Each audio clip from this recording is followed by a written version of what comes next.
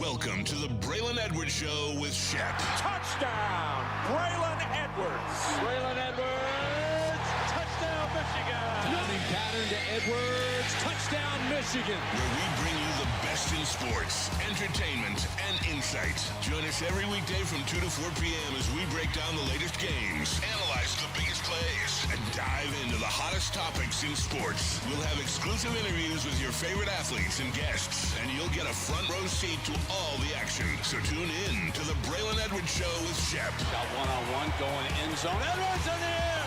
Oh, what a catch by Braylon Edwards. His second touchdown of the game. On the Woodward Sports Network, where sports comes to life. Up, as you see, the shirt says "Lock It In." U of M celebrated this past Saturday, so I thought it only right if I wear the shirt. Sorry, we got a Michigan State guy sneaking around us right now, and Brendan, it was right on time. But lock it in. He's shaking his head. Shep, before I come to you, Sweet Potato, before I come to you, welcome back to the man, the myth, the legend. Kool-Aid Brandon is back in the building. The team is complete, fresh off vacation, showing the family some love, showing the wifey some love. He's back in steel. He's ready to act, and also too, 60 wins for your Pistons. What up, though? 60 wins, man, and it's a historic season for them. But like Jalen Duren said at All-Star break, they haven't done anything yet. They said this, they are still hunting. They are not the hunted yet, and that's why I'm really bullish about these Detroit Pistons going into the playoffs. But really, I'm fired up to be back with my guys. I walked in. I was trying to just walk in, I'm cool. And I saw Shep, and I just started grinning, embarrassed myself in front of the Lady James. That was girl. Gas. You had gas. That's what it was. So as soon as you You come came back, back the best day because the Tigers boast a sweep of the weekend. Yeah. Right? Kevin McGonigal, first 16 games, 322, 7 extra base hits. He's been unbelievable. Leads the team in hits, leads the team in OPS, leads the team in wins rated created plus. You come back, everything's good except for one piece of crap team. For some reason or another. But here's the real news. I think the real news is let's get a shot of Sweet Potato Cam minus the mustache. there it is. Minus the mustache. Who is this guy? So when I first Look walked at in, him, please. and when I first walked into the studio, man, I'm a huge Bret Hart fan. At least I was when I was younger. Oh, snap. And as soon as I walked in, I saw Sweet Potato Cam. It reminded me of when Bret Hart left WWE and went to WCW and started wearing the jacket and the jorts. So shout out to my boy Sweet Potato Cam. Now we got to get you some jorts, and I'll get you one of those black and pink jackets, man. We'll make it happen. That was when I saw him. I didn't say anything. Yeah. Okay, I did. I wanted to wait till the show started because I wanted him to think like I didn't notice. You got the booty face. Okay, so there's two possibilities. Well, there's 3 possibilities. 1, Lost the bet. you lost a bet. 2, you got drunk and somebody shaved half of it off, so you had to finish the rest, which is something I've done to friends before. Okay. 3, your favorite girl said, "I don't like it anymore." Ooh. No. Oh, it's none of them. None of the above. Oh, no, I was at the swing Tigers and a miss. game, and that stuff was wicked yesterday. So whoop whoop, had to go, had to go. Did it feel good? That spring breeze on your face? There you Fantastic! go. Bring on this freaking tropical shit. It Or doesn't. ish. It doesn't Bring feel. on this It tropical doesn't feel ish. weird It's to all you. good. No fox over here. No, Oh wow. Okay. absolutely. I will say when you cut your When's the last time you shaved your beard?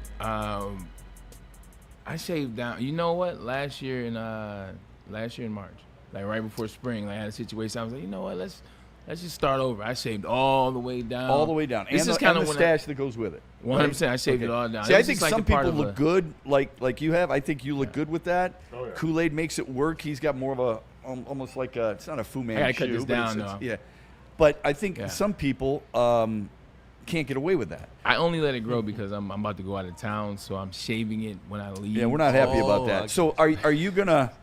How long does it take for you to grow it back? It didn't take long. Let's see. I cut it last year in, let's say, March. I was back to beard status by June. Okay. Like beard status, but I mean, I had stubble. Stubble looked good. 5 o'clock shower looked good, but Right. like actual beard, like June. I'm all for the 5 o'clock shadow. I just can't grow it, Yeah. and it doesn't look very good on me. Kool-Aid looks You good got on the, him. you got you know? the military feel to it. Military, you have to keep a certain look. That's true, and I don't have that military feel I in any way. will say this though, you also brought back another situation, Kool-Aid. Ironically, the day Kool-Aid comes back, somebody was at the podium today. Yeah. Somebody's at the press conference How about today. Mr. Holmes? Brad Holmes. He said Some some, stuff you know. ready. Yeah, we'll get into I some love of that. hearing. I do. I love hearing from him. Yeah. I think I learn stuff from him. We'll get him like once every 3 months. I'm wondering. I took notes. So I don't want to be mean-spirited about this, but I wonder how much he's ready for certain questions because, again, not that you're the general manager for fans, and it's not that you're trying to please fans. Okay, Right. He's worried about his in-house people. He's worried about his players, his coaches. That's what he should be concerned about. Right. Okay, great respect for him. Some of the answers just leaves people to go, okay, here we go. Yeah. Now I'm pissed again. Vroom, vroom, vroom, vroom, as they start running off the deep end. Yeah, And you can understand why to a certain extent, can't you? I can. Okay. I definitely can. I just want to make sure I'm not on an island. Are we diving into I've this? been on an island. My island. No. We're not going to leave you over there with Wilson. You know what I'm saying? Shout out to Castaway. I was talking about Braveheart. I got My William, island. William Wallace. Yeah. Are we getting into this now? We're going to lock into Oh, this we now? don't have or to. I mean, we're ta- going to get into it. Yeah, for we'll sure. take some time on it, Yeah, man. Just initial thoughts on that. I like how you did it. We'll tease the crowd, if you will, is all the kind of the trolling and all the chill comments and all the double talk and all those things. See, those are better met when you are 15-2. Those are better met when you're 12-5 and you go to the NFC Championship. Those are better met in those instances when you're coming off a losing season like you are, where a lot of those needs and those issues hadn't been addressed before that season, and even after the season's over, you make some of those moves in free agency, but there's still moves that no one is believing that you're good. Like some of the conversation you hear him said, you tend to be on the opposite side when he makes time. There was a question that was asked. Like I said, we're not going to get too into it, but they asked him right now. They said, "Where are you with your defense? Do you think this is an elite level defense? Do you think this is a defense that can get the job done?" Or, I'm paraphrasing, but I think it was, "Is this a championship defense?" Yeah. And the answer was yes.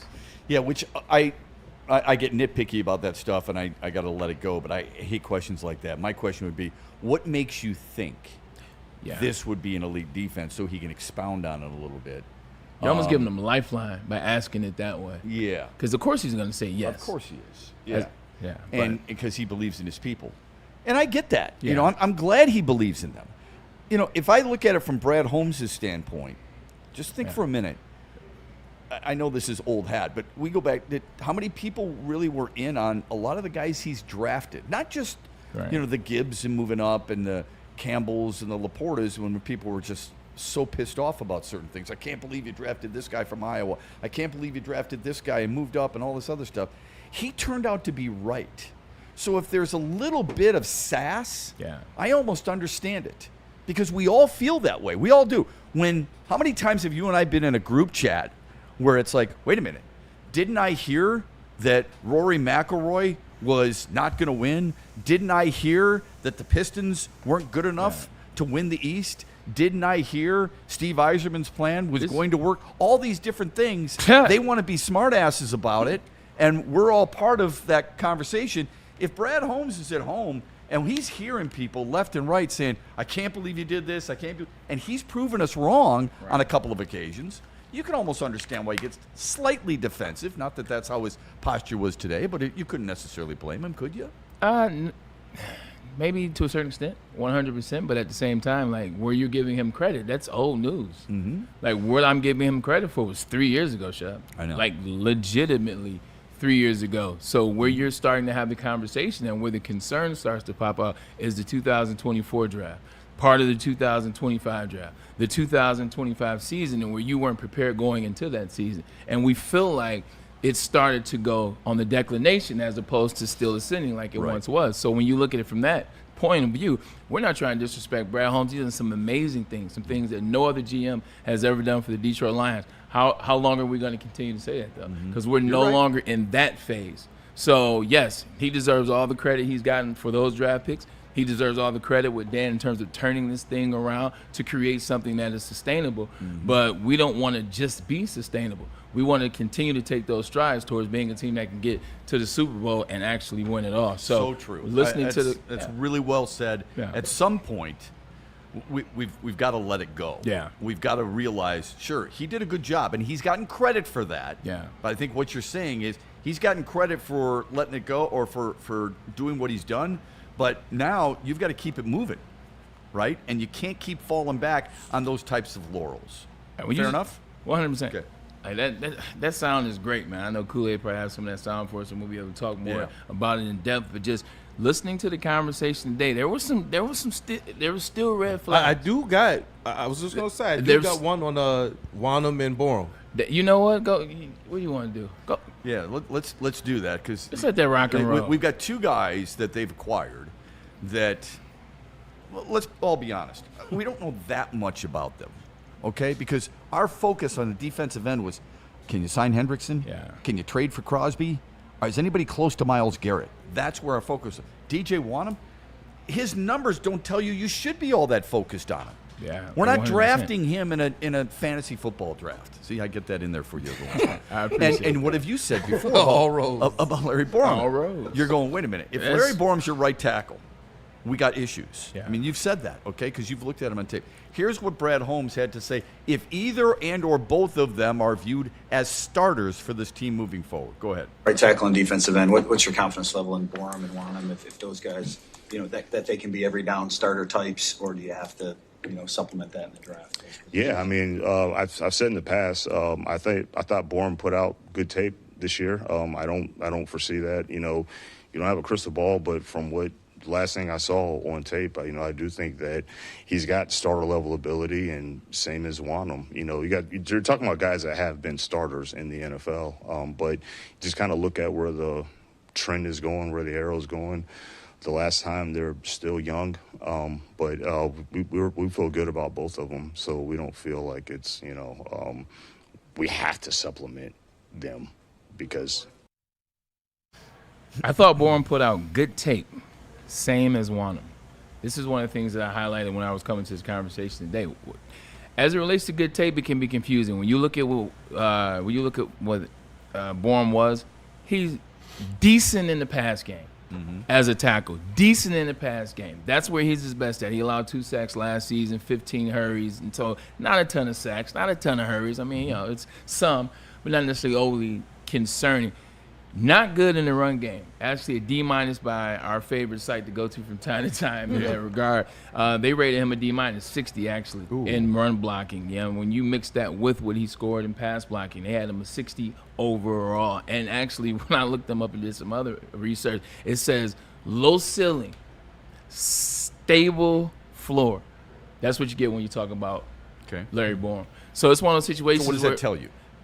It's just a guy that's not a starter, realistically, but you can use him as a starter. He's a good fill-in piece. 100%. What did you say 3 weeks ago? He's a good depth piece. He's a good depth piece, but he's not the guy that I'm trying to make my right tackle. In a Super Bowl. Or my left Thank you. The goal is the goal. So if you're telling me that this is a depth piece and now you got a guy, all right, cool. I got a guy that can challenge in training camp. I got a guy that if somebody goes down, Absolutely. might be even a little bit better than Dan Shepard, realistically. I hope he is. No, I'm serious. That's where I was going with it. I hope he's better than Dan Shepard. But for him to say, I watched the tape, he put out good tape, nobody's talking about Larry Borum. In fact, a lot of people are talking the opposite about him and Wanham in terms of their play last year. Subpar. Right. Not necessarily moving the needle, if you will. Three sacks for DJ Wanham last year. And these are guys that you're going, and it went down from a year before. So he's declining every single year. And these are guys that you're bringing in to potentially start. And if they don't fit, then you're okay with not drafting guys. Mm-hmm. You don't need to draft guys to fill those spots. So when I see that and I hear him, I'm like, he sounds way too casual to have these two players and how he's talking about them. He's talking about them as starters or stars, if you will. And then he also slips up and makes a comment and says, well, that was back in their earlier years, if you will. No doubt. We have internet just like you do. Yeah. We got the internet just like you do. Yeah. So it just seems like. In fairness, DJ Wanham started 15 of the 16 games. Yeah. But to your point, there's a lot of guys that start 15, 16, but it's what does that play look like? What is the level of play that I'm getting? For? Yeah. For defensive ends, you've educated us very well on, let's control the numbers, Shep. Don't get caught up too much in numbers. So I try to keep that in mind every time I look at a player. That's why we love Braylon's breakdown more than anything else. And by the way, you missed 3 excellent ones last week, Kool-Aid. So go back and watch them, and we would invite all of you to do the same on our social media channels. But he had 3 sacks and he had 4 tackles for loss. Now, I don't look at pressures because they can be very slanted. Yeah.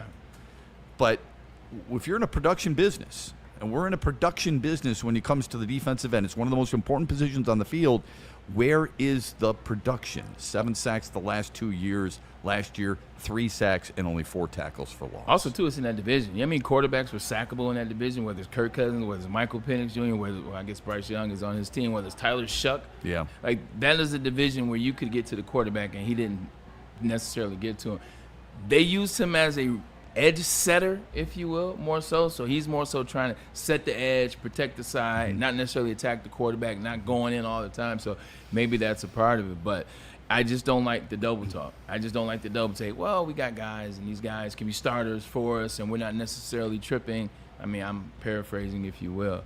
I just don't know. Like, it doesn't seem like a confident conversation fully. He even made a comment in there that said they asked him about I don't know if we had that clip, but they asked him about the moves. They asked him about all the $1 million moves or the 1-year deals, the flexibility, if you will. I was gonna say we do got the clip of him talking at least about free agency. The all-in moves, you the know, fact that I'll making let that all-in rap moves too before I many make a times. comment. But it's just here we are talking about Larry Borum, talking about DJ Wonnum, and you're talking about a team that was poised to go to the Super Bowl 2 years ago. You're talking about a team that was coming off 15 wins a season ago, and now we're talking about guys that are just guys, to be frank, in this league. Nothing special about them. We're talking about them as the starters. We're talking about them as potentially impacting this team. We're talking about them in year 7 and 8 for them getting some new life and becoming a new player, stepping into a bag that was there 4 or 5 years ago. So it just doesn't seem real. It doesn't feel real, and it doesn't feel like we're attacking the same goal. We have that sound from Brad Holmes earlier today on going all in to a certain extent with the free agent doing everything they possibly can. Kool-Aid, let us hear from Brad Holmes yet again. But how do you feel like you addressed your needs and filled whatever holes you thought you had? Yeah, I mean, I feel like we did the best we could, and we maximized the resources that we had available, and that's my job to do that, and I think that we accomplished that. Shep, I wrote it down. That was the one I was waiting to hear. I swear for God, I wrote it right here. We did the best we could. We maximized the resources available to us. So let's start off with we did the best we could. Man. Best we could in terms of what? With money available. Best we could in terms of going after the right players that fit whatever you believe the Detroit Lions to be. When you say we did the best we could, what is that? What exactly are you talking about? And then you proceed to go on and say, we maximize the resources available to us. This seems like deflection.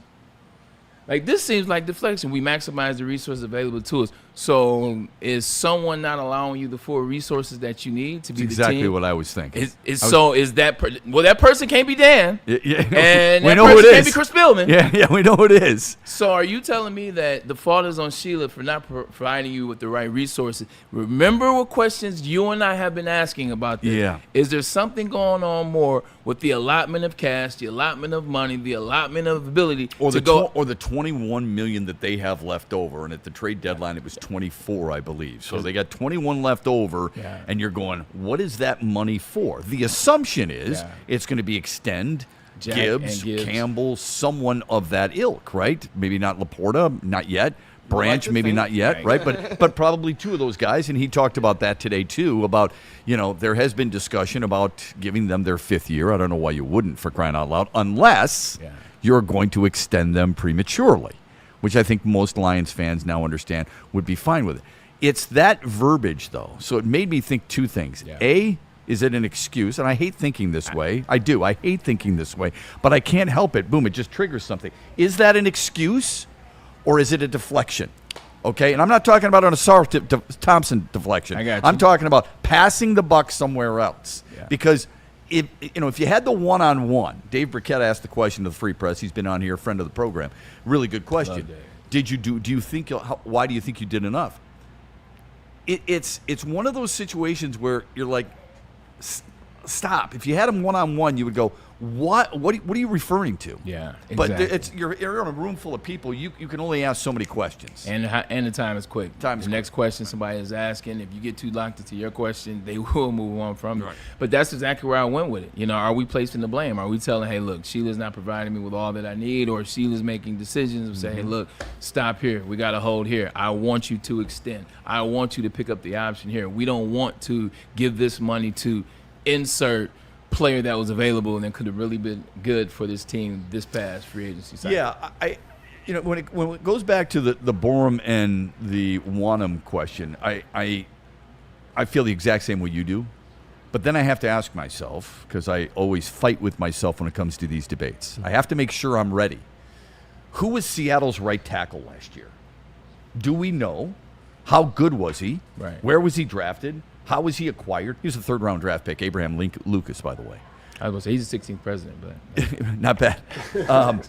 Then the other was, how important was their pass rush, and who was the defensive end opposite Leonard Williams? And I struggled. to find who that was. I had to look it up. DeMarcus Lawrence, 33 years old, 6 sacks. That's all he had.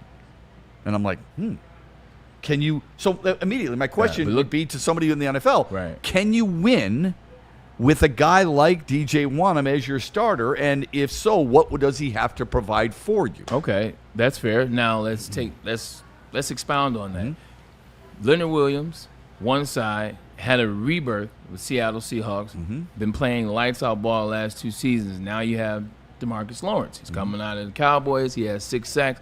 What about Ernest Jones IV? At linebacker. Yeah. What about arguably one of the best secondaries in the league as it relates to Spoon, as it relates to Reek Woolen, who's no longer there, and we know where he's at in Philadelphia. When you look at the DBs, when you look at the linebackers, when you look at the totality, and the reason why I say this is because I played in Seattle when it looked like this before. Yeah. Like it was KJ Wright with Bobby Wagner, with Brandon Browner, with Richard Sherman, with Earl Thomas, and the list goes on. You get Still what I'm pissed saying. at KJ Wright for hand batting it out of the end zone. 100%. But anyway. Brandon Meeban and Chris Clemens. So you look at that, it was the totality of the defense. And then flip on the other side, it's Clint Kubiak and understanding how to run that offense. Sam Darnold, they had a pretty It's not good, just the one guy. It's not just the one guy. You're dead on there. Ernest Jones only had half a sack last year. Yeah, but he had 3 interceptions. He had 2 touchdowns. But he was 5 interceptions. Quite Playmaker. Honestly. Playmaker. Yeah. They didn't get a lot of production sack-wise from their front 7. Yeah. They didn't. So that's why when I looked that up, I thought, okay, am I beating myself up here? Am I beating Brad Holmes up enough here? Does he think that Aiden Hutchinson and with whatever it may be, 15 sacks, hopeful, and DJ Wanham with maybe 5 or 6, is that enough, knowing that you're also going to have other guys contribute there from a linebacker standpoint and maybe a defensive tackle situation? And that's the thing, and that's why when they asked him that question, they said, do you have a defense that is championship ready, or is your defense good enough for the championship? When you look around that defense, is it? Because ain't no world where this Detroit Lions defense is currently constructed. We haven't seen Roger McCray and all those guys, but once again, those guys are one-year deals that didn't start where they come from. All those guys that are coming in no world is this a better defense than the Seattle Seahawks and what they were able to? Hell no. But that's what I'm and saying. I'm not suggesting it is. So to that point about asking, can DJ Wanham get that type of play? Can we get DBs that can coverage? Can we get some coverage sacks? Can we get some defense some DBs that can shut plays down? How are our safeties going to be this year? Are they healthy? Do we draft the draft to say, what's the linebacker play going to be? Because I've never been a huge Derek Barnes fan, never been a huge Malcolm Rodriguez fan. Love Jack Campbell. Love Jack Campbell. So when I'm looking at that defense, I'm like, yo, you got Jack Campbell's going to be a stud. Aiden's probably going to take that next step this year because he has to. This is the money year for Aiden. He already got paid, but this is the year you show him what you're doing and take that next step from last year. You got those 2. But after that is, DJ Reed, what's that look like this year? Terry and Arnold, are you even going to start this year? Yeah. So when I'm looking at the defense from that's when he makes those comments. You're when looking he's at the whole picture. I'm looking at the whole picture, and unfortunately, I don't think he is. So when I hear comments like, oh, we did the best we can do, well, we maximize our resources and what we could do, and then he tells you, well, I believe that this is a championship defense. Based on what, and why do these comments feel so hollow? Why do they feel like, man, this isn't what I really want to say at this press conference? Man, I really want to say more, but I'll stick with we're doing the best we can with the resources that we have. Yeah. You and I have differed on the Aiden Hutchinson situation, so we will continue to fight that battle a little bit, and it's a good one. It's a fun battle. Somebody in the text said Dan Skipper was really good. Shep, you got to watch. Dan Skipper played 5 flipping games last year. Started 5 games. He got cut. Okay, if that's your standard, just because he's a fan favorite, he's a bald guy who catches a touchdown once in a while, then maybe you ought to raise your standards a little bit. Okay, you better put some respect on Dan Skipper's name. I don't have to. I like Dan Skipper, but Dan Skipper, there's a reason Dan Skipper played the role that he did. Okay, he's not good enough as an everyday starter, and that's what we worry about with Larry Borum. Okay, that's facts. Because 100%, like Dan Skipper, for what you guys are talking about, you love Dan Skipper. Dan Skipper, every time he came in there, he did his job. He was always ready. He came in. He did what he was supposed to do. He got you to the next game. He got you to the next play. So kudos. But we're not looking to have a guy get us to the next play as a starting right tackle. We're not looking to have a guy just get us to the next game. All right, cool. I got 2 games. You'll be good. Who's next? You! Yeah. You're who we chose. Yeah, this is what happens in our society now. Guys become favorites because they're role players and suddenly they do something special and then they become an internet sensation. I don't care what you do on the internet. Everybody, I don't care if you dance. Yeah. I don't care if you rap. I could care less how many chains you wear. If you're a productive player, you're on my team. Dan Skipper, okay, you can be on my team, but you're going to be like the 3rd tackle on my team. Whereas some people in the chat feel like it's great. I want him as my starter. You could have him as your starter. I'll take Penny Stool, Taylor Decker, and hopefully some guy you draft in the 1st round this coming season. We've got more on this, more sound from Brad Holmes. Fired up over there a little bit. I see you. I like it. Including a possible draft day trade. He was asked about that too. So you have talked about this for a couple of weeks. You'll talk about it later this week, but you won't be in studio because you're leaving us. We'll do that when we come back on the Braylon Edwards show. Hold on. Everybody here has been gone for at least a week at some point in the last 2 months. I'm leaving now. All of a sudden, it's a thing. Yeah, the difference is there's only one person whose show it is, and that's the way it should be. It's Braylon Edwards. Here we go with Ben Johnson. This is true, man. Look, Hawaii's calling my name. Let me tell you about Ben Johnson, fighter, so let him fight for you. Whenever you get somebody like insurance companies, the government, they would try to withhold your funding. Don't let that happen. Make Ben Johnson your call. VENfights.com is how you reach out to the fighter. Him and his team been fighting for a very long time, and they've been knocking the doors down, getting the results and getting the verdicts that they need. Trial attorneys, so it doesn't matter if it's a settlement or verdict. They want all the smoke. Let the fighter represent you and do it today. Art and Jake's, man. You talk about something really good. I love Art and Jake's. I love it too. 80 big screen TVs. All right, so you want to go and you want to watch a game, that is the place to go. They got 22 different beers on draft. That means you've got choices. And you see the food right there?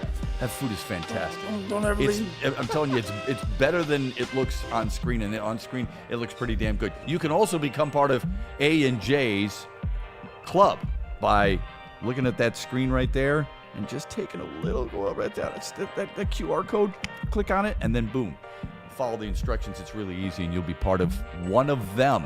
And that's a good group to be part of. Planet Fitness now has even more best-in-class strength equipment. Join today for $1 down and save. We're stepping it up. We're not slowing down. Finding new face. New focus. Love that new equipment smell. So, you in? Join the club today. Save when you join for just $1 down, $15 a month. Planet Fitness. We're all strong on this planet.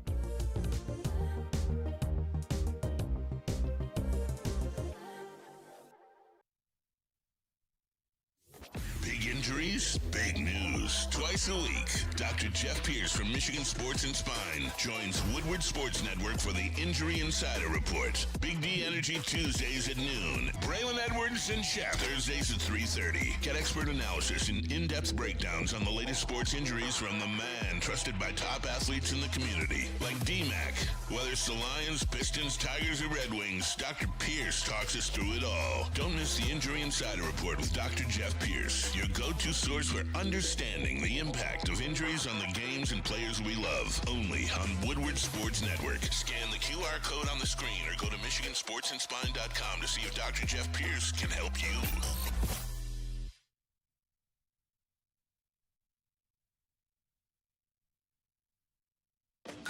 The The Tigers are the best team in baseball. Get the best coverage in Detroit right here on Detroit's #1 sports network, Woodward Sports. Every Scooble start, every green homer, and all the action can be followed on all of our social media. Make sure you like, subscribe, and follow on Facebook, Instagram, TikTok, and YouTube. It's World Series or bust, Detroit, and we are here for the ride. Woodward Sports.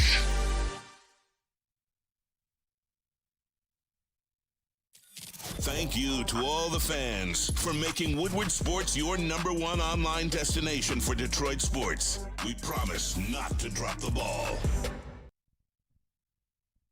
Head to woodwardsports.com and click on Shop. Get the latest in Detroit sports apparel and exclusive Woodward Sports gear. Woodwardsports.com can get the whole team outfitted. Love the Pistons, Red Wings, and Tigers? We got something for you, too. Shop online at woodwardsports.com. Justice. It means different things to different people. But getting justice isn't just a legal process, it's a healing process. I'm Ven Johnson. I started Ven Johnson Law to help as many people as I could through the difficult and complex legal issues they face.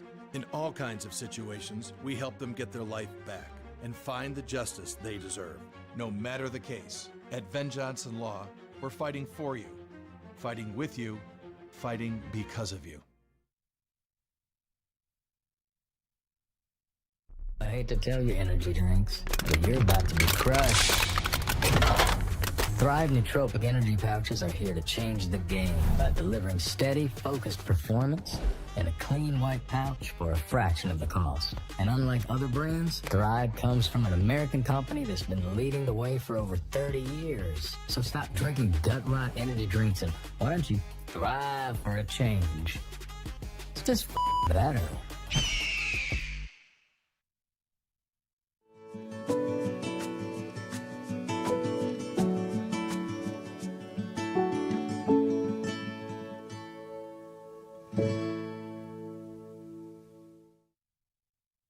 It's game on at Art and Jake's.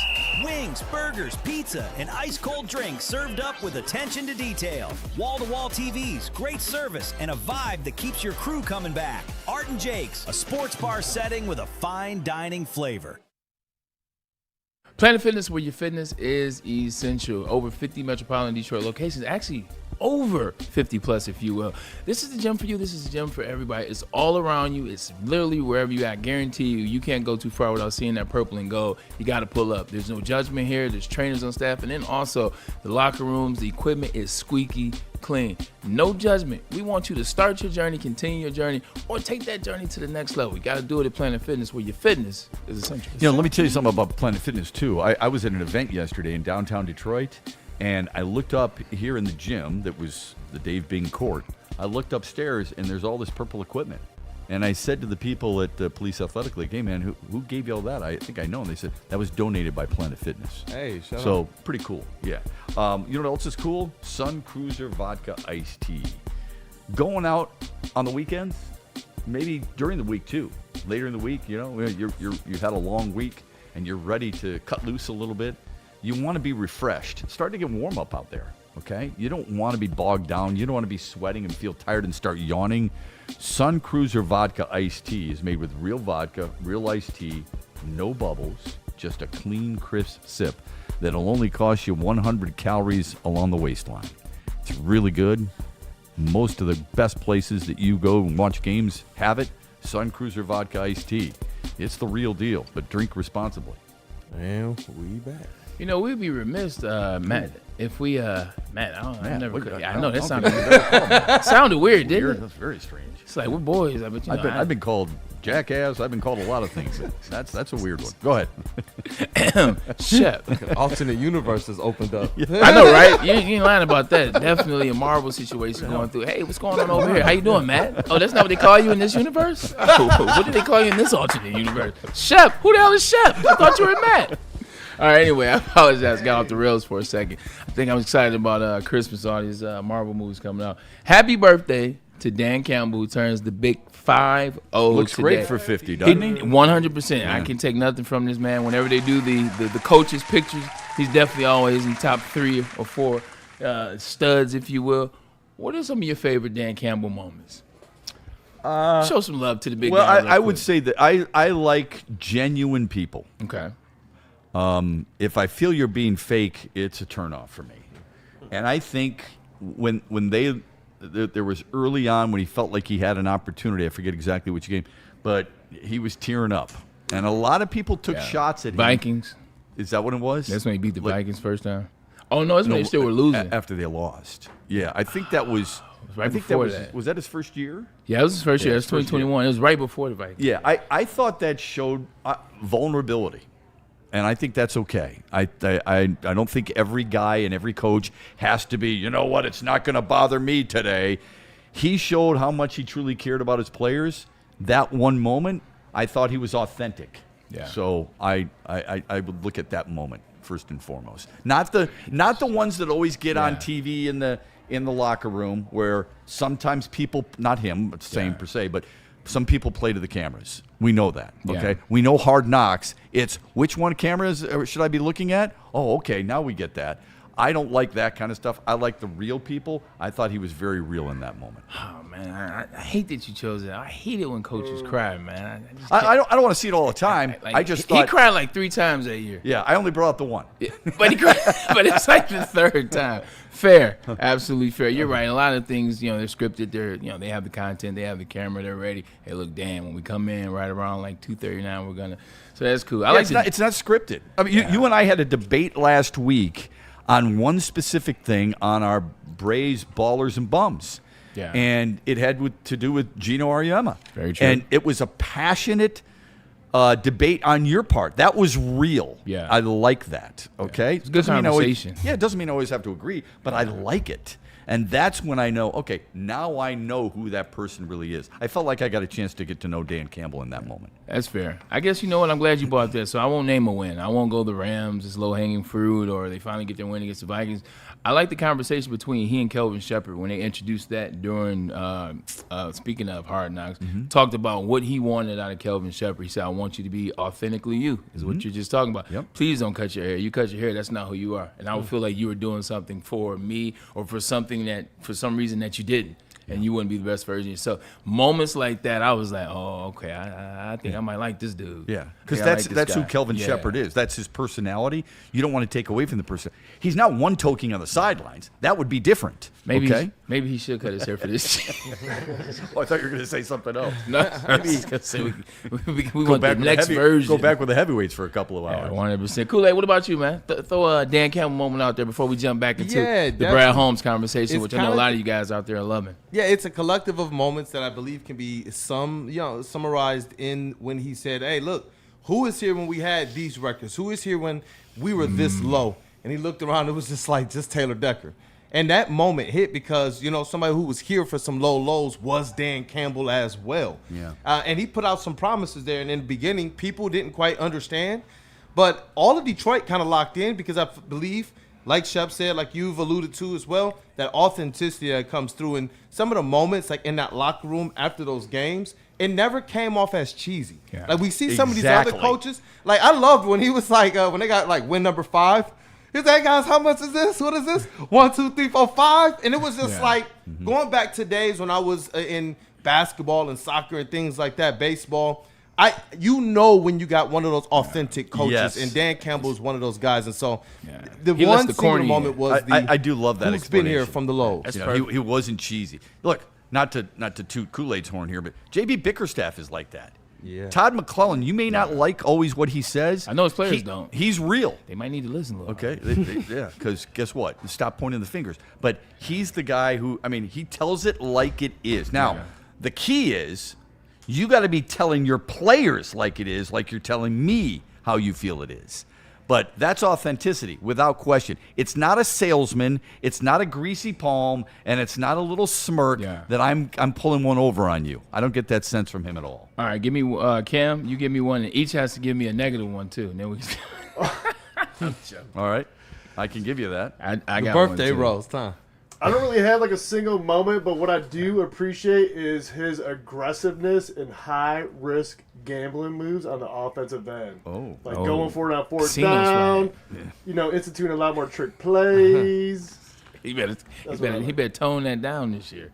No, I'm joking. Yeah, no, you're right. He There. pushed the game forward, though. I feel like he pushed the game forward, changed all football from the collegiate level, pro, all the way down to Pee-wee. You're absolutely. You know what? You're absolutely right.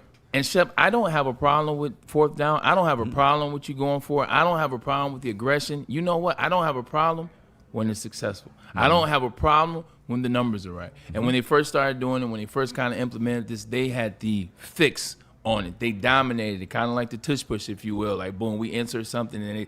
But now they're just going for it because it's still the identity. Well, we're still there, and they're getting stopped. Now it doesn't look as clean. Now it looks like fourth down used to look. So if that's the case, just pull back. Yeah. Until you can get it back to that. So I don't mind you going to fourth down if the numbers are better, if the percentage is like it used to be.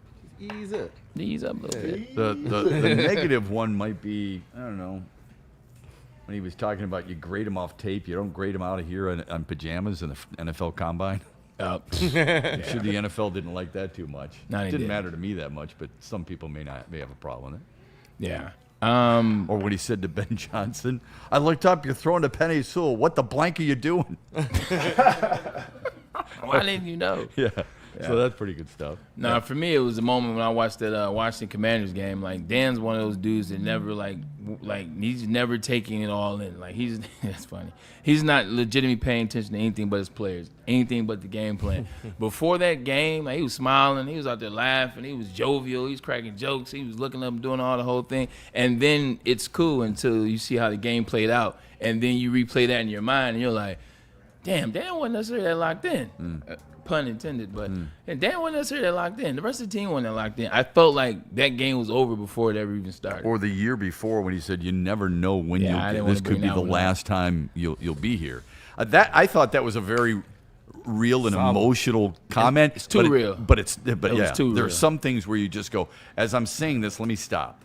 Let me just stop for a moment. I've been in that space before, whether you're doing interviews or actually doing interviews and you're in the moment, and that passion is still there, that emotion is still there. You're fresh off a loss, or you're fresh off, a situation where you may have cost the game or something like that, or that's what's in the air. And you say something along the lines, just being honest and just thinking about it. And then you go back and you look at the headline, and then you go back and you watch the clip, and you're like, oh, that's going to be out there for a very long time. I had one like that when I played for the Jets, and I just was like. Because what's the time frame? 10 minutes? After you're into the locker room and I go into the press room, I think you get about a 10-minute reprieve, right? Yeah, you got about 10 to 15. Yeah, to that's get about your handshakes in, get in the locker room. That's not a lot of time. Hey, man, debrief, take the hat off, do the thing, say the prayer, Our Father who art in heaven, finish that, and then everybody's either in the locker room with the press or they're going into the main room. All right, let's get to, speaking of Brad Holmes, let's get to some more of his quotes. Of course, the Lions have 9 picks overall. They have 1 in the first round. It's 17 overall. And there's a lot of people who feel, since they don't have a third-round pick, that they've got to get some impact players early on. Somebody asked him earlier today about the possibility of trading to get a certain player. This is what Brad Holmes had to say. Most guarantee you get to the Super Bowl. Absolutely. Yeah, if it's the right guy, yeah. I mean, you guys know me. I feel like you guys get mad at me sometimes. I do that too much sometimes. But no, if we have that kind of conviction for a player, absolutely, we're gonna go and get him. When he says sometimes you guys get mad at me, it's stuff like that. You know that he's paying attention to all that stuff. 100%. He's talking about going up, forget players. He's talking about he did it 3 times. He went up to get Jamison Williams. He moved back with Jahmyr Gibbs, and then he moved up to get who, Terry Arnold. Yeah. So I think that was a little bit of that. You gotta love it. I do love that sound. I do. It's a big. Yeah. No. I don't know. I don't. I know that coaches and players and members of front offices listen to fans and to radio and TV hosts. I know they do. It's obvious. I remember I walked into the practice facility one time, and I was greeted by the chief of security, who, ironically enough, we became pretty close after that. Did he call you Matt? No. He said, what are you doing here? Yeah. And I said, what the hell? What do you mean by that? And he says, you call us the lie downs all the time. Well, this is during a time where they were terrible, okay? And I was hosting a show, and I called them the lie downs, okay? I didn't march like Sean Baligian did, but that was a great idea. I called them lie downs. 16. You can call him what the hell you want to. Yeah. So he and I took him off to the side. I said, let me tell you something. I was born and raised here. Yeah. I had Detroit Lions pajamas when I was a kid. This team meant everything to me, just like every team in this market means everything to me. Thank you for the roar. And so, unfortunately, it was a whimper back then. So I said, if I'm frustrated and I'm mad and I'm feeling it, then you've got to understand from which I'm coming. And I said, I'll try to give you the grace. You have to understand where I'm coming from. And then I rattled off a bunch of statistics. After that, we had our peace, and we were able to become actually pretty good friends until his passing. So I get that they listen, and I get they know certain people, but listen. Well, then pay attention. Yeah, you should. But if you're going to be listening, pay attention, because everybody's not wrong. And I don't believe in that to be the answer, but everybody's not wrong, and a lot of people are having the same conversation. When you go 12-5, and you go to the NFC Championship, you can be coy at the press conference, even though you blow it in the NFC Championship. When you go 15-2, even though you blow it in the one playoff game you had, you went 15-2. Things are still on the up and up, if you will. Still confused about draft a little bit, but things are on the up and up. You cannot not make the playoffs, go 9-8, be the fourth place team in your own division, and then make moves that are very, not confusing, but just head scratchers, if you will, that we're looking for more understanding, and then play coy and crack jokes about previous situations. Like, we're not in the mood. I mean, I get it. It's funny. Ha ha. Well, we did. We challenged you because we didn't understand. And then the more you understand, then we didn't say anything to you. We're still challenging the Terry and Arnold, the Terry and Arnold one. So I don't think the coyness and the trolling, it's not a time for we're good. It's not a time for that. I know they can't come up here and answer all the questions because it's front office. And we're good you would be my can't moment. tip your hand. Yeah. That would be my moment. Yeah, there are certain, I remember what we said at the time. There are certain moments, certain draft picks, and certain phrases that coaches, players, and or front office people in sports use that they will be remembered for a long time, fair or unfair. While it's many people should credit him for Gibbs and Laporta and Hutchinson and all, Amon-Ra St. Brown, that phrase is going to be a tough thing to live down until you win it all. Yeah. I was talking about this earlier. Joe Dumars was incredible. He was, as a general manager. Yeah. People will be like, yeah, but he traded Chauncey Billups for Allen Iverson, and he drafted Darko Milicic. But I said, you forgot they won a championship, and they went to 6 straight Eastern Conference Finals. They were back-to-back finals appearances. They were almost a dynasty. Almost. You needed to win some more, but championships. Yeah. They were almost a dynasty. Because I was talking about why does Steve Eisman get this grace period and Joe Dumars or a guy like Alan Trammell, who only won the 46 games, didn't. So I think there are certain things people will always remember unless you win it all, and that's what Brad Holmes is going through. Now, go ahead. I was going to say, and looking at it this year, going back to the draft, because that's a comment that we just talked about, one of the things he does that he's been really good at is putting a number on how many first-round picks he thinks are in the draft. That's been big for the Lions. That's been big for. So you're saying his rankings, right? So you can understand what he is convicted, right? He has conviction, is what he does. There's 32 picks in each round in the NFL draft. What Brad Holmes is telling you is there's not necessarily 32 players that deserve a first-round grade. Right. That's what he's been really good at, and he's been picking that, and that's what's led to a lot of his success and some of his, in the recent years, some of his failures. But when they asked him that question this year, they asked him, say, hey, look, 10 days till draft. Do you have a draft number? Do you know how many first-round prospects? 10 days left, he says, no, we don't have a clue. It's a different draft, if you will. We're still figuring it out. We're still going through and seeing. It's 10 days left, and you don't know how many first-round draft grades there are.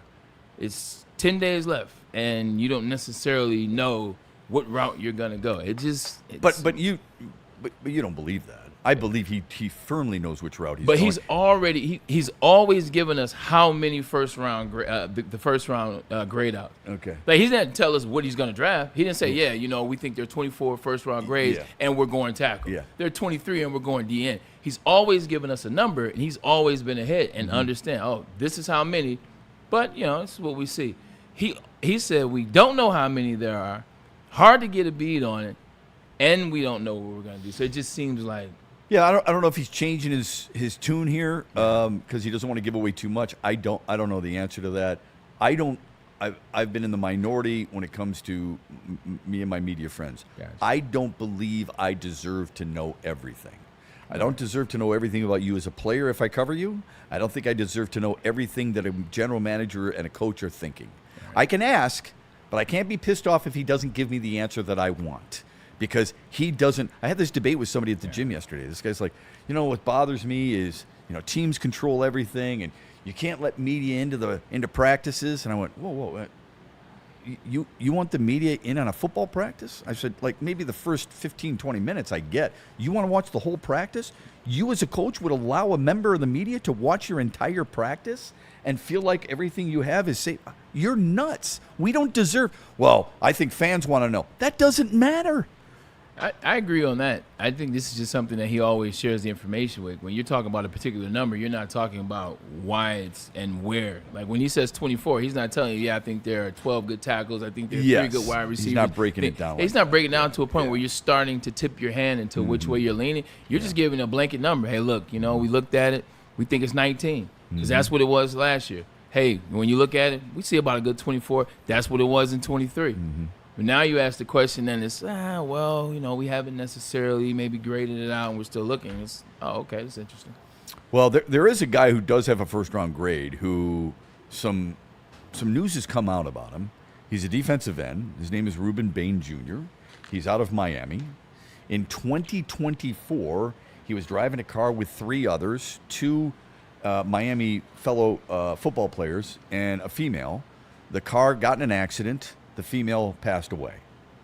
So now there's some things coming out about him. Here's what Brad Holmes had to say about that situation. Now remember, all these NFL teams, most of them, I should say, not all, most of these NFL teams do their homework, right? They're Right. banking on certain things, and they're going deep into players' backgrounds. I don't know if draft day is a real thing with Kevin Costner and the Cleveland Browns, which I found rather funny.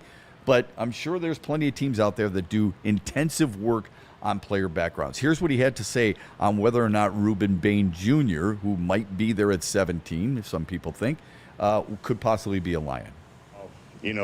We've known that for a while, so that doesn't really change anything from our standpoint. Right. All right. So I was trying to. But find it's worth to hear the soundbite in case people missed it, because I know somebody in the chat had said, "Look, I've been gone all day, haven't heard any of the Brad Holmes stuff, so Kool-Aid's providing a bunch of it." All right. Yeah, I was sending something to the chat right now, and it was I hate when that fan is that loud, but I literally was trying to send it to the chat. This is that time of year where things come out to derail players and push them further down the line. Like you look at a guy like Ruben Baines Jr., how good a player he is, how dominant of a player he is. So sad that happened to that young lady. Nothing but prayers for her family. I know it happened 2 years ago, first time I'm talking about it. But like now is the time. It's like 10 days. Who's leaking this information? Like who's putting this information why out now? there? Why now? Because also notice this came out about Fernando Mendoza as well. An old tweet of his cycled around the same time as George Floyd when that situation happened. His comments seemed to be lacking empathy, if you will. He was a very young kid at the time, and I'm making excuses. I'm not even trying to get into it. But why now? Why did the Fernando Mendoza stuff come out right now? Why didn't it come out before the national championship? Why didn't it come out before he won the Heisman? It came out right now. People start to drop little things to try to see if you can move the needle during the draft. Can we get this person out of this spot? Can we slide this person down? Maybe he slides to us. Maybe now we can get Ruben Baines Jr. That's the dirty game. Because some of the people that put that stuff out are the people that are looking to get that player. Exactly right. The Jalen Carter stuff. I mean, his kind of dropped right as the draft was going on, so it was a current story, not necessarily hey, let's pull back from 2 years. But that was another thing. They were going to draft Jalen Carter or whatever. So. But, yeah, it's crazy how that works. Let me tell you this tidbit about this player may not be all you think he is, but realistically, that tends to move certain people. You never know what an owner might feel like when they wake up on draft. Well, I guess it's not in the morning anymore, but when they wake up at nighttime and they're thinking about it, and the front office has had that pick, they're ready to go. They're thinking about it all off season. They're ready to go. They go to the combine, and this is our guy. And then the owner looks at a tweet, looks at some extra information. Hey, anybody but him. Yeah. Now you got to rethink your whole draft strategy as a front office, but that does happen because of those little leaked information. Like now, to just give you just a little bit of doubt to rethink your inks. I actually thought it was a brilliant answer. Look, we've known about that for a long time. It was. Okay. I mean, it was short, it was succinct, it was direct, it was perfect. But see, that's how he looks when he's telling the truth. That's how he looks when he's confident. That's how he looks when the answer that I'm giving is 1,000% something that I have researched. Without going here and then back on the trail and then over here. Yeah. I didn't have to get philosophical. I didn't have to look up into the sky and stare off into the space and give you a metaphor. And remember what somebody wrote or said about me? Yeah. Exactly. He was direct, straight, and it was right there. You felt it too. Yeah. I was like, yeah, they knew. They knew. Yeah. They knew. Yeah. They knew. I was completely convinced. I was ready for that the he next knew. topic, the next question. I was like, good, Brad. Yeah. All right. Move on. Yeah. Here we go. All right. Speaking of moving on, we'll do that. We've got Movie Line Monday. Forgot it last week. Cam reminded me. Shout so out. many things. So we got Movie Line Monday. We got Braylon's Ballers and Bums as well. It's all coming up here on the Braylon Don't Network. forget, you do have a question that I like. The Pistons. Yeah, I like that. I love what the Pistons have done. We all do. If you don't, I mean, get real, for crying out loud. Have a pulse, please. Have a heart. I mean, be understanding. They didn't have the biggest number increase from what was projected of them in the NBA, but they have the third highest. It doesn't matter. You get 60 wins, third time in franchise history that's happened. The question is, how far do they have to go? How good do they have to finish, as in the postseason, in order for you to consider this a successful season? We'll get to all that, plus Movie Line Monday, plus Braylon's Ballers and Bums after this from Estates to Title and Pure Psychiatry. My guy in the B-side, they do it the best. Estate Title Agency. They make convenient, they make it simple, and that's what you want, man. They make the closing simple and convenient. Whether you're buying a home or refinancing, they are the team for you, and they're very convenient, they're very comfortable, and they're very easy to work with. Over 20 years of experience, they've been doing it for a very long time, so the expertise is there. Combine that with Nabee's expertise, and you can guide any title or escrow transaction to a smooth landing. Cool thing about it too is they do weekends as well as late night closings. They want to make sure you have the access to them at all times. That's why they make it. You know what? They'll even pull up on you to close the deal. Drop the location, drop the pin. They'll pull up on you to make sure you feel confident in this. Do me a favor, man. For all your title needs, call Mr. Deeds. Speaking of access and making things comfortable and making things the right way, I mean, that's what Pure Psychiatry is really all about. They do things the right way. When you need some help because, maybe life is challenging at times and you just need a bending ear. You need someone to help guide you back on the right path. Pure Psychiatry has the professionals to do it.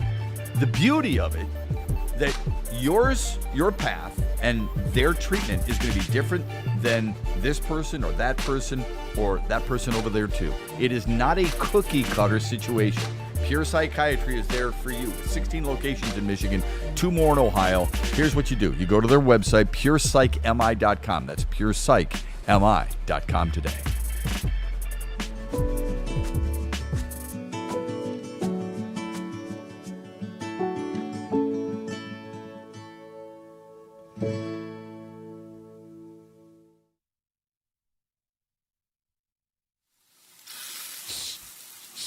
You smell that? That's Brad Holmes cooking. And the off-season smells good. Woodward Sports.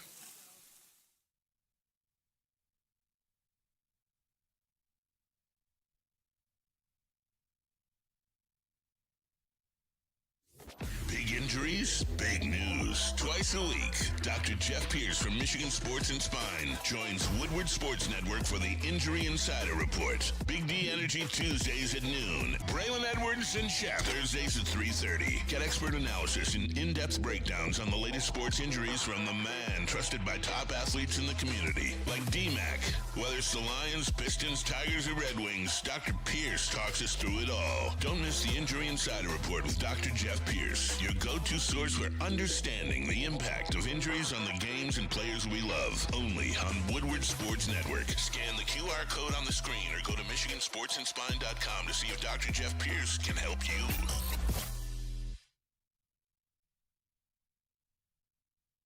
Planet Fitness now has even more best-in-class strength equipment. Join today for $1 down and save. We're stepping it up. We're not slowing down. Finding new faith. New focus. Love that new equipment smell. So, you in? Join the club today. Save when you join for just $1 down, $15 a month. Planet Fitness. We're all strong on this planet.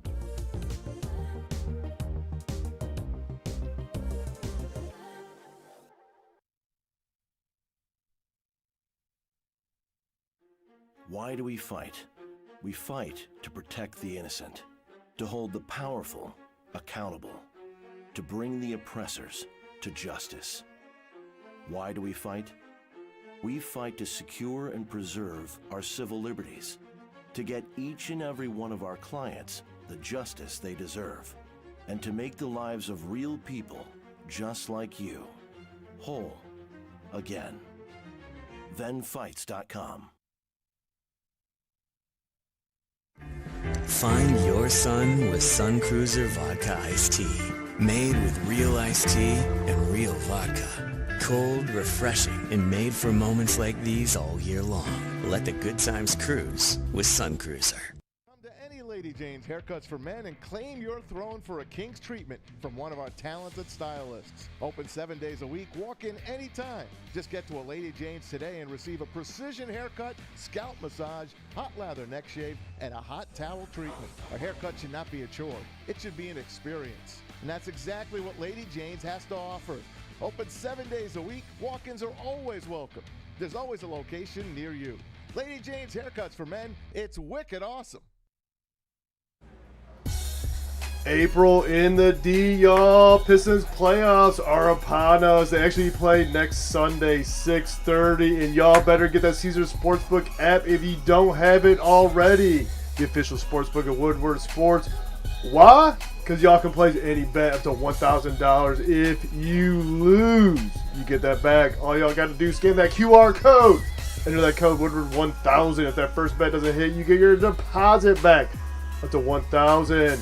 That is right. One whole stack back. Just for giving it a shot. Download that Caesars Sportsbook app today, the official sportsbook of Woodward Sports.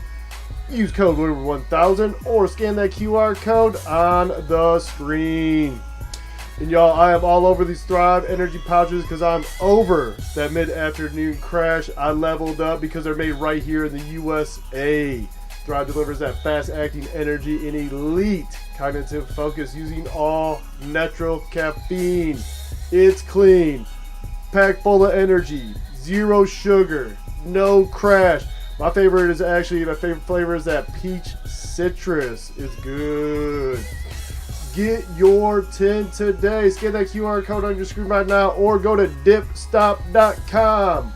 Use promo code WSN at checkout for 15% off your entire order. Seriously, y'all, they just flipping work. Speaking of that, I've got one right here. Yeah, so used that earlier today. So there is no crash. Get it early on, right? Hey, as the weather heats up, patio season officially kicks off. No more couch potatoes. Maybe it's outside watching TV on your deck because you got an outdoor TV like Braylon does. You get $5 shorts of Sam Adams cherry wheat at any Art and Jake's location across Michigan on Mondays, Thursdays, and Saturdays. It is delicious beer. Had some over the weekend. It just tastes really good. Like Cam was just talking about Thrive and how it just flipping works. Well, Sam Adams cherry wheat just flipping tastes good. Light, refreshing, and brewed with Michigan cherries. Make sure you get a 6-pack, a 12-pack, a case, whatever you can fit in your fridge today. But make sure you're please drinking responsibly. And we'll be back. Definitely did that this weekend. The responsible part. The responsible part. Yeah, I'm sure you usually do. Well, you kick your feet up on the couch, man. You sit and watch. All you did was watch the Masters for 10, 11 hours. Like, right? Yeah. sitting there collecting. That's what you did. You couldn't wait for that. Yeah, por favor. See, there you go. You have to have your manners. So you watched the Masters all weekend? I did. I watched it all. I called a lot of it. Happy. All right, tell me if you think I'm wrong. I thought the field gave way to Rory more than Rory taking it away from the field. Yeah, 100%. The field was happy. You agree with that? Yeah, I do. Okay. The field was happy that Scottie Scheffler wasn't even in it until the end.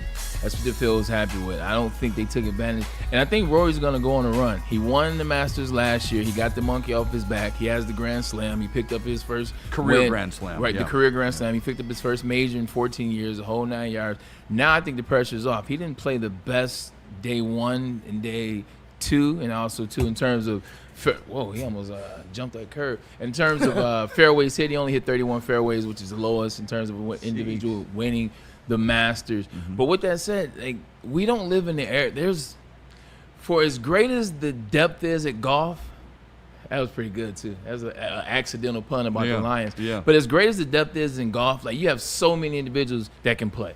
So many individuals that can play. But you don't have that top 10 guy, those top 7 guys that can challenge for the championship and take the championship. You got a bunch of guys that can fight, get close, flutter around, whether it's Hatton, whether it's Xander Schauffele, whether it's Cameron Young, they just go rotate in and out, but they can't close the door consistently. That's why there's so many new winners. Like, Scottie Scheffler is the one. And now that Rory won last year, now he's back-to-back, although they did give it to him, but he still won. I think the pressure's off on how he thinks about it. I don't think he's literally trying to go out there and how do I say it? He's playing to get into that spot where he knows his experience is going to help over these younger cats. Yeah, he was talking about how his short game was really his important. Approach shot is what killed him. Saturday and Sunday, his approach shot and his putting is what saved him. He said his driving was terrible Saturday, Sunday, but his driving was really good Thursday and Friday.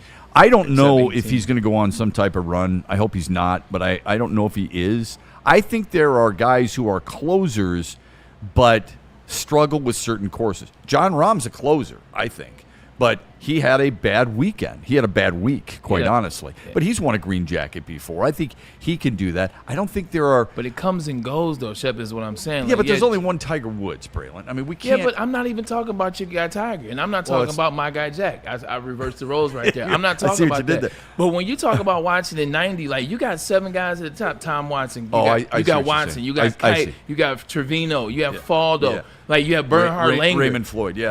So it's like, shoot. No, you're right. That's more so. Like, you got guys now that these guys can play. Yeah. Like, they will wipe the floor with, I get that. But I'm saying, like, every outing you look at, it's like a new list of top 10. When you go into a major, specifically. Yeah. You go into a major, it's kind of the same 3 or 4 names that people are going to pick. Yeah. They may go off and say, you know what, I'd like the way Colin Morikawa finished Sunday at the Masters. So I think he's got a chance. And he does that a lot. Yeah. Colin typically will finish strong, but he won't put himself in contention to actually win the thing. Exactly. And that's what, like, Justin Rose, like, he will always be there, especially when you're talking about Augusta. He's going to be there, but guess what? He's not going to close the door for as well as he played. Yeah, he hasn't been able to. It's hard to argue with that when you're 45 and you've been a runner-up 3 times. And on Sunday, he had the lead. He did. He was he was 2 up. And Amen Corner just got him.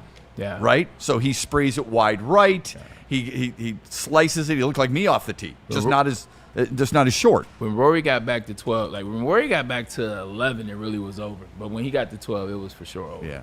I swear on 17, I thought the putt from Scheffler I thought was going in. Yeah. I wanted playoffs. That's what I wanted. All right, it's time. Rory almost went in the water too.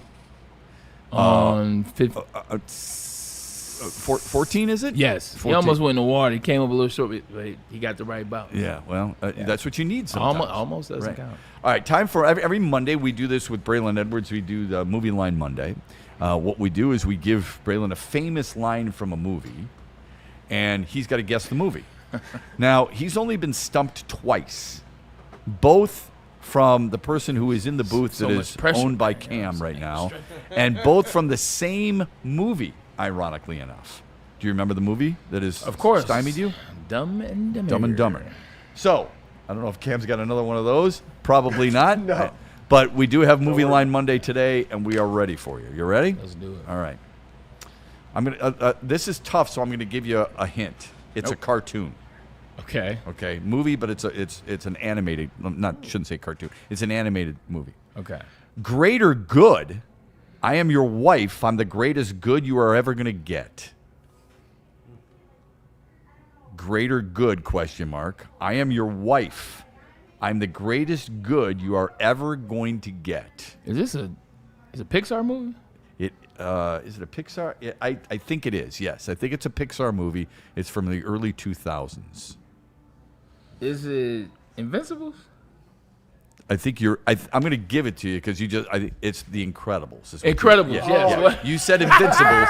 It's The Incredibles. So I meant to say Incredibles. I've been watching Invincible. If you know, you know. On Prime. Check it out. Yeah. Hey, see, Kool-Aid. No. So I'm going to give you that. Yeah, I'll take an asterisk on that, but yeah. There we go. Shout out to my Utopians. What was her name? Honey? Was that her name? She's the one who said, greater good. I'm your wife. I'm the greatest good you're ever going to get. It's a good line. First of all, Elastigirl had that onion.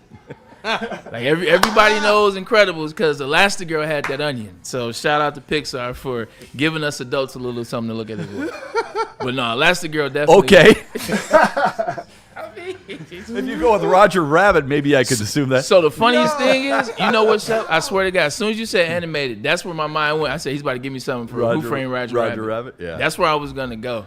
That was one of those movies. Let's all be honest. Jessica okay, Rabbit was every guy. Let's be honest. Strapped. There was with that movie. Every guy was going, I feel kind of weird right now because is that everyone's like, yeah, I kind of feel the same way. Okay, you didn't have to finish the sentence, but you're just like, should I really be looking at? Okay, yeah. It's even more like confusing like when you're 6.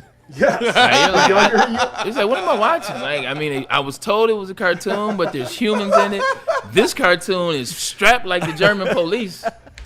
Yeah, it's Looney. I wish he was human. Is what you were thinking? It's like, relax, family. Relax, parents. This is Looney Tunes. It's a great movie. It's Looney Tunes. Cartoons. All right, Kool-Aid, welcome back. Here we go. Yes, sir. How about a movie line for Braylon? Goodness gracious. I almost said this line from this movie. Almost said the you name. almost said the movie? I almost, but no, here you go. Okay. Why do we fall, sir? So that we can learn to Coach pick Carter. ourselves up. Oh, hold on. Don't be too quick with your answers. Think for a moment. Well, I was ready. I had my Timo Cruz. I thought that's what we was there going. There is a giveaway. You fear that we were in this. adequate. Okay, sorry. Say it again. No, there is a little giveaway in this. Okay. Why do we fall, sir? So that we can learn to pick ourselves up. That is sir.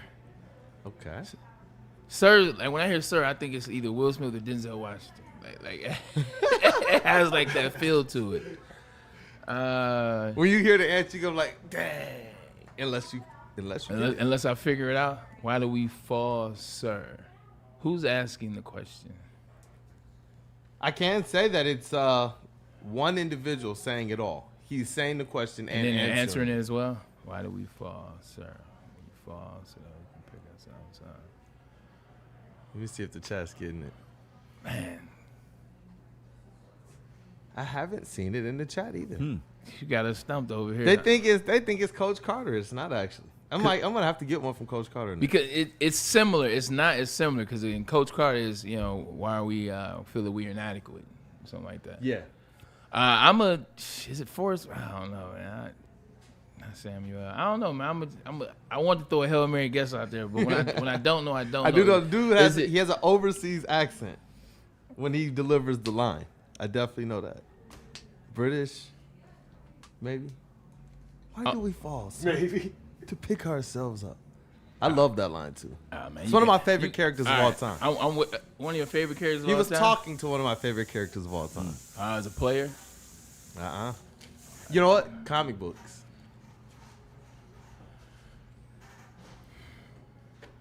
I don't know. The Dark Knight.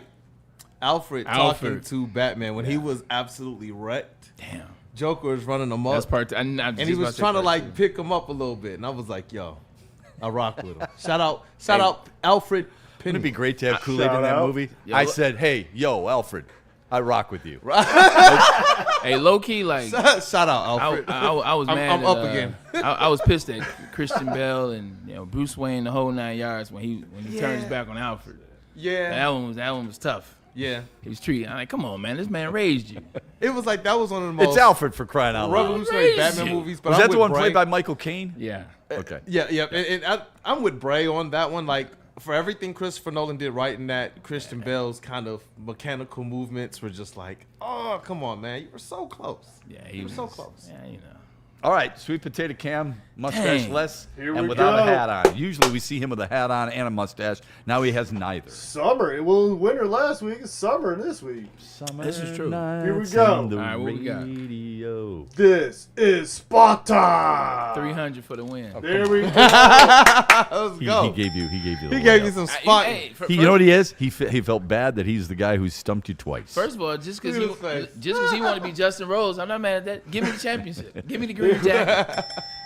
I saw a stat that was funny. It said Rory has more green jackets in the last calendar year than the New York Jets have interceptions. I saw that too. I did. I saw that. I thought of you right away. Talking That was about funny as my hell. team, man, my guy. AG. All right, let's move on and let's get to Bray's Ballers and Bums. We do this every Monday as well.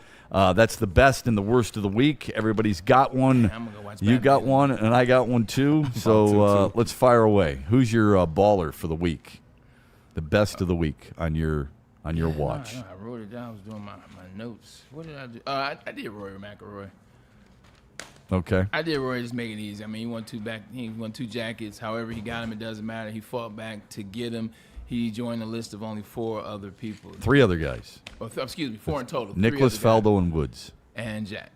Yeah, Nicholas Faldo and Oh, Woods. I'm sorry. Yeah, Right. So those 3 guys, and now he joins that club. Pretty good. yeah, and also too going into that tournament, there was conversation about what he had going on at home and this particular thing and how it was going to be a distraction.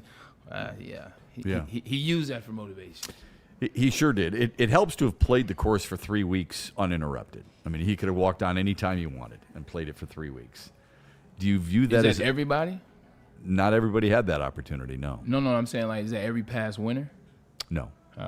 So why? I don't know. Oh. I don't know. He was there early and decided he wanted to play for 3 weeks, and they obliged. So That's I wonder a why big- that is. See, now I gotta take him off my ballers. No, that's okay. That's No, some keep B- it. Let's That- keep it. Because that's BS though. Yeah. Well, I mean, it's a little frustrating. Here's mine. That's Mine- because him and Tiger backed the PGA. It could be part of it. That's part. That's I- definitely. I- Let me I take Tiger don't- out of it. I That's don't- because he's one that. I backed don't know the that, but it PGA. could be part of it. Yeah. Here's mine. Mine is Denver hockey. We need you to beat all the live guys. That's right. Yes. Okay, go ahead. I'm sorry. Mine is Denver hockey. In a day and age of powerhouse conferences, Goodness. Power Shout Four out to conferences, money talks. Great song by AC/DC, but not always great great when it movie. comes to the NIL and college athletics. Denver has ruled the college hockey roost. They win another NCAA men's hockey title. They beat Wisconsin 2-1. They beat Michigan prior to. In overtime. It is this double overtime. It's the sport least dominated by power conferences. Here are the 13 last national title holders. Power stats. Okay.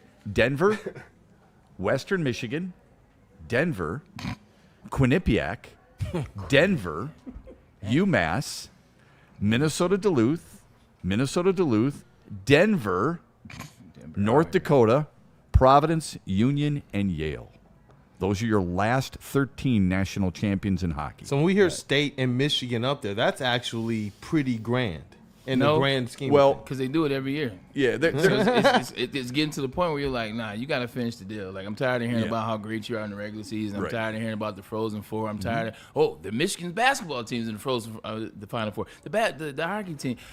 At some point, you got to close out because this is the second time that Michigan's been to national championship, and the Frozen Four was right there. The first time was against Villanova, when Michigan basketball played.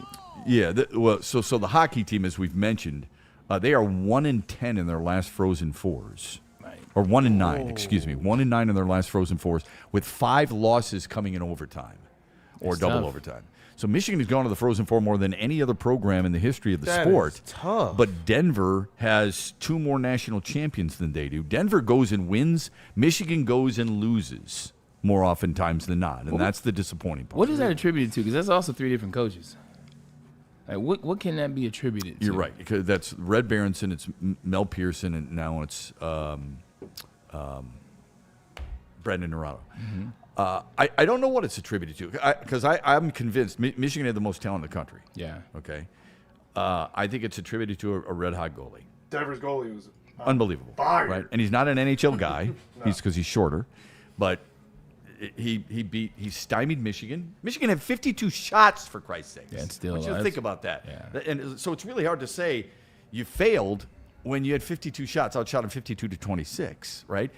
And then he goes back and he limits Wisconsin to a goal. So, I mean, I think it's somewhat refreshing because they don't spend a lot of money. Quinnipiac doesn't spend a lot of money. Yale doesn't spend a lot of money. Union doesn't, right? That is North Dakota, Minnesota Duluth, who, by the way, has the Hobie Baker winner. He's a Red Wings draft pick, Max Plant, okay? So those guys, they're not spending a ton of money on hockey. There's not a lot of NIL money in hockey. Are there a ton? Well, I saw Denver. Denver has a nice roster of young guys, man. They do. There's a lot of freshmen on that team. 100%. You're right. Yeah. Do they have a ton of talent on these teams over the past, whether it's Western, Quinnipiac, UMass, Minnesota Duluth, North Dakota Providence, Union? Do they have talent that goes to the NHL every year from these rosters? Or is it a situation where, like, they're putting together great rosters for college? Because I'm looking at these schools. Nothing about these schools tell me, like, yeah, outside of this, after this, there's off to the business world. Yeah, I think they go on and they play professionally, but not always in the NHL, if that makes sense. It does. Michigan does. And that's where I was getting And that's where you're like, wow. I mean, look at how many draft picks. Not that that's the be-all, end-all. Because Michigan State actually had more draft picks than anybody else. They had 15, I believe, and I think they had 5 first-rounders. I believe that was the case. So, I mean, but Michigan had a lot of NHL draft picks. They've got guys who the teams are like, okay, yeah, bring them on. I mean, we're ready for these guys. On the other hand, and they gelled well. Okay, seems like the cohesion. It's that one guy. It's that one guy. All right, so let's get to the bum. Who's your bum of the weekend? I know who the bum is, so I'm gonna let you handle that. Yeah. I'm gonna go with the Florida Marlins. Florida Marlins, they gave up, they scored 2 runs over the weekend. They gave up 16 runs, and this is a team that struggled in errors. And what did they do? Committed a bunch more errors. Game 2, gave up 2 errors that allowed Riley Green and the Tigers to kick the door in. This is a team that was playing decent. Yeah, this team that had lefty bats and thought that they could do something. And Detroit just put the boots to them. Think about that. Detroit. And Scuba Aldu's Alcantara. Who was a Cy Young Award winner before. He gave up, 10 hits, 7 runs in his outing yesterday. Detroit, I think, hit 5 homers over the weekend. Is that right? 6? 100%. So they now they have 9. That's still the 3rd fewest in Major League Baseball. And they didn't just beat Miami. They beat the crap out of Miami. I don't think Miami's that good. Bless you. But you're 100% right. Javi Riley carried Dylan and Kevin. Yeah. K-Mac hit his very first as a Detroit Tiger. Yeah, speaking of that, the guy who got a signed bat, signed ball, and signed jersey. If you caught some player's first ever home run, what would you want in exchange? It depends on where I'm catching this ball at. Like if I'm catching the ball at Yankee Stadium, I want the house. If I catch it at Dodger Stadium, I want the house because these are organizations that I know give up the cash. Yeah, okay. But if I catch it here in Detroit, I don't know. I just like look, maybe get some tickets to the playoffs. Yeah. Along with the signed bat, maybe. I didn't think about that. Yeah, like you can have the ball. I get it. This is nice. So just have him sign one for me, a bat, a jersey, and then playoff tickets. You can keep the regular season ones. I can afford those. Yeah. When the playoffs comes, you got to take care of me and one other. Sure. Behind home plate. I think that's fair. I think that's fair. That's a good one because I'm not trying to rake you over the coals. No, I like that. Okay. I think that's unique. That's a good look. What if they don't make the playoffs? Next time they do make the playoffs is when at least. No. If y'all make the playoffs, you got to fit me into that schedule somewhere. I'm not trying to wait 2 years.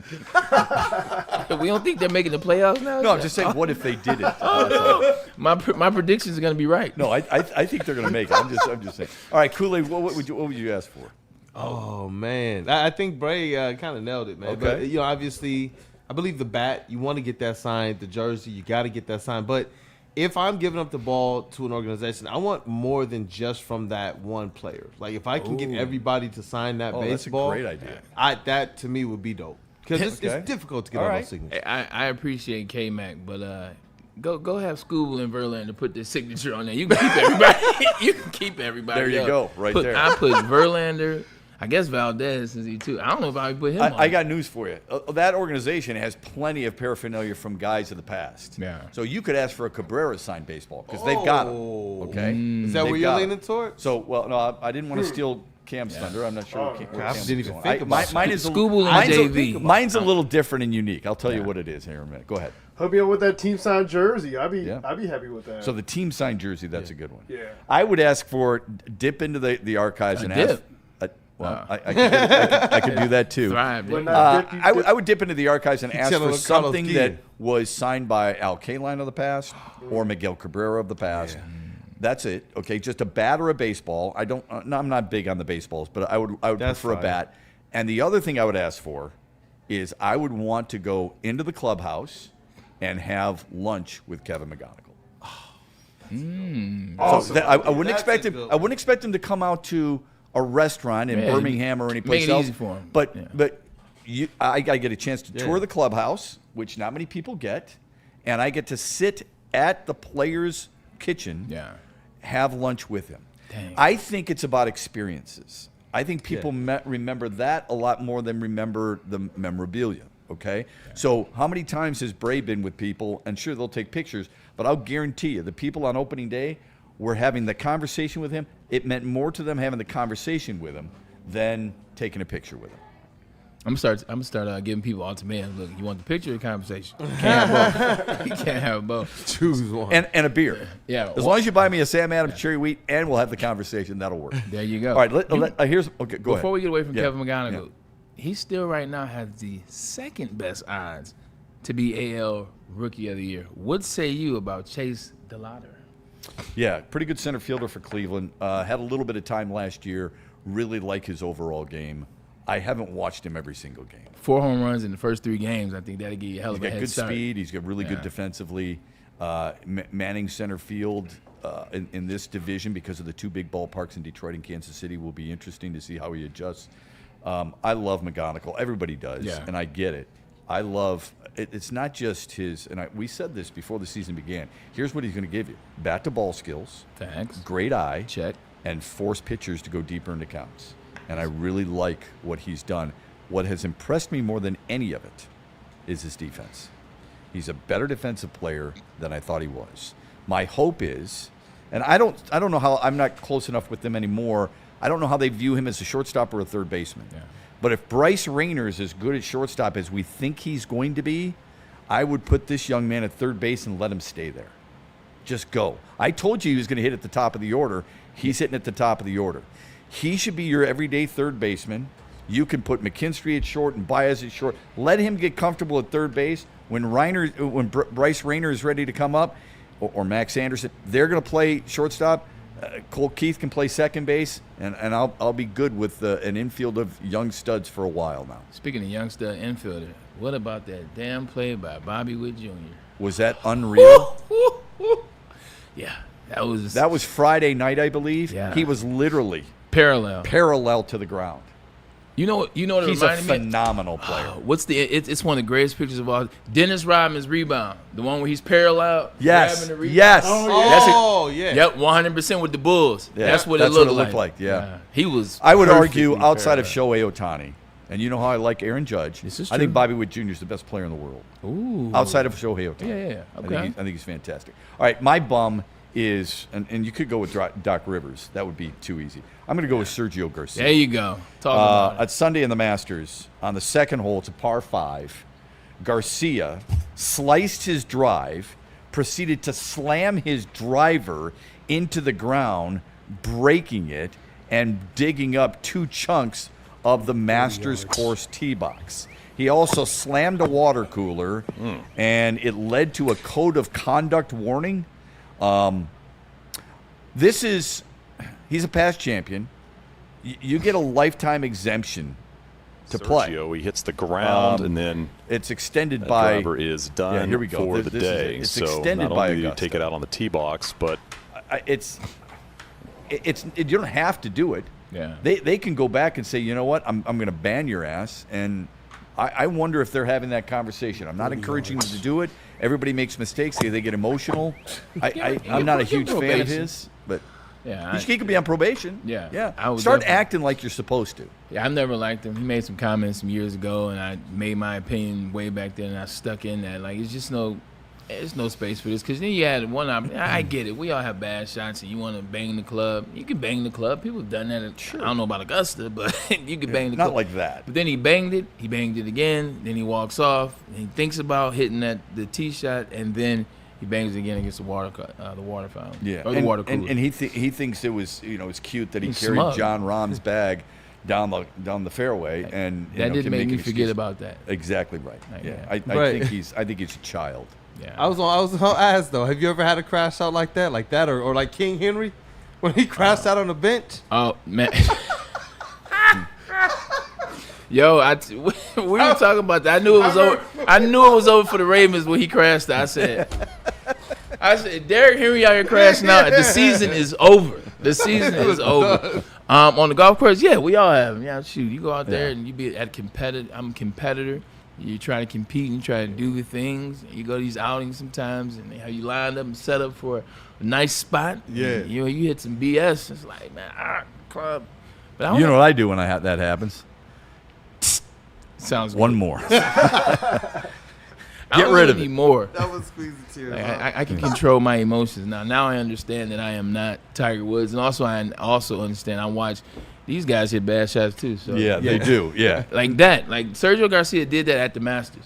At the Masters. Like at the Masters. So like, who am I to? A past champion did that at the exactly. Masters. So who am I to get so frustrated? I'm trying to break a club at Red Run. Like you're not that good. Hey, 72 hours earlier, he was having dinner with all the past champions, and now he's acting like a baby who needs a diaper change. Crazy Clown say he swears out loud. That's crazy. All right, when we come back, we're going to get to some super chats, and we're going to talk about the Pistons a little bit. Okay. And what does it take for them to do in the postseason to make this a successful season?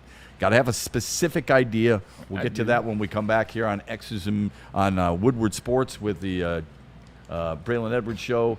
And don't forget the heavyweights. I just saw some football coverage, and I'm like, oh, a little X's and O's taking place right there on the football field. And don't forget the heavyweights a little bit later on today.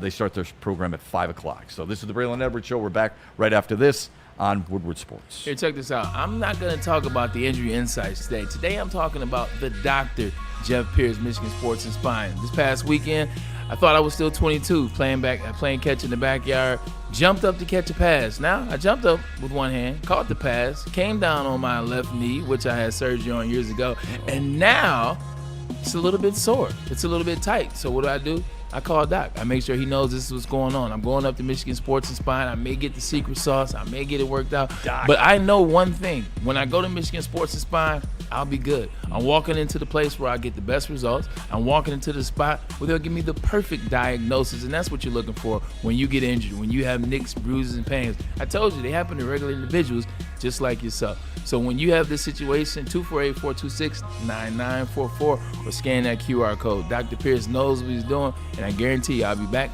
on the golf course within a week. They got this show NFL Live right now on ESPN. They're going over some X's and O's with Caden Proctor, who you broke down last week, which I think is pretty damn interesting. And they're going over film. See, they used to do this with quarterbacks. Now they're doing it with linemen. How are you going to handle defenses? Tristan Wirfs. Yeah, I think it's brilliant. Tell me what you're seeing from Tristan Wirfs as they work on that with Caden Proctor. Let's be honest. We want things that are pretty simple for us, right? Here's what's simple. Buddy's Pizza is really good. Full stop. I mean, it's not that hard. You don't have to overthink things. That pizza you're looking at right there, phenomenal. That salad, fresh. The people on time and giving you outstanding service. Buddy's Pizza celebrates 80 years of the original Detroit-style pizza. It's something you and I should be bragging about everywhere we go. Buddy's Pizza is Detroit. It's delicious, and they'll also give you 20% off your next catering order by going to Woodward 20 today. You know how some things are so good they should be world famous, but they're not? Our house-made vinaigrette is one of those things. And the antipasto salad, we drizzle it over. Same with our hand-battered chicken tenders. original recipe soups and pasta sauces. It's almost as if our original, world-famous Detroit-style pizza is mocking them, and that's not very nice. Big injuries, big news. Twice a week, Dr. Jeff Pierce from Michigan Sports and Spine joins Woodward Sports Network for the Injury Insider Report. Big D Energy Tuesdays at noon. Braylon Edwards and Shep Thursdays at 3:30. Get expert analysis and in-depth breakdowns on the latest sports injuries from the man trusted by top athletes in the community, like D-Mac. Whether it's the Lions, Pistons, Tigers, or Red Wings, Dr. Pierce talks us through it all. Don't miss the Injury Insider Report with Dr. Jeff Pierce, your go-to source for understanding the impact of injuries on the games and players we love. Only on Woodward Sports Network. Scan the QR code on the screen or go to MichiganSportsandSpine.com to see if Dr. Jeff Pierce can help you. It's game on at Art and Jake's. Wings, burgers, pizza, and ice-cold drinks served up with attention to detail. Wall-to-wall TVs, great service, and a vibe that keeps your crew coming back. Art and Jake's, a sports bar setting with a fine dining flavor.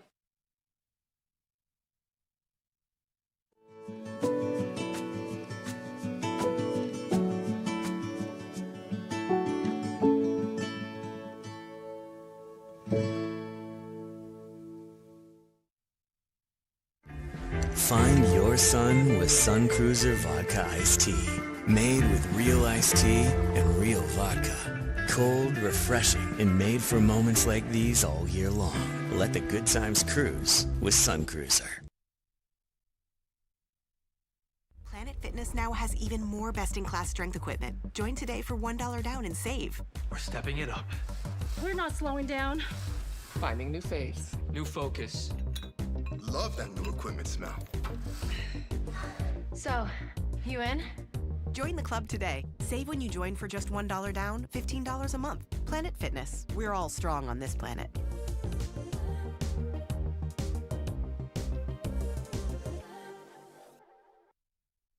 I hate to tell you, energy drinks, but you're about to be crushed.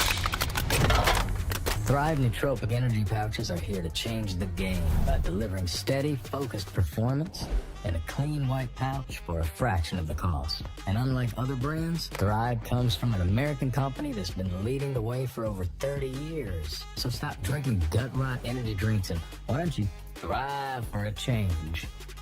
It's just better.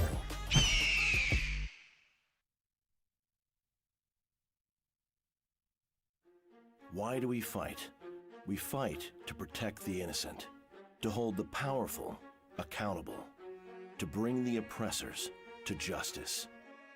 Why do we fight? We fight to secure and preserve our civil liberties, to get each and every one of our clients the justice they deserve, and to make the lives of real people just like you whole again. ThenFights.com.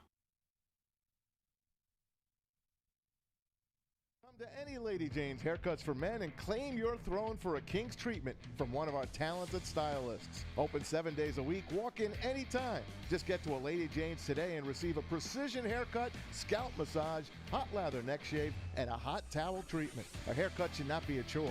It should be an experience. And that's exactly what Lady Jane's has to offer.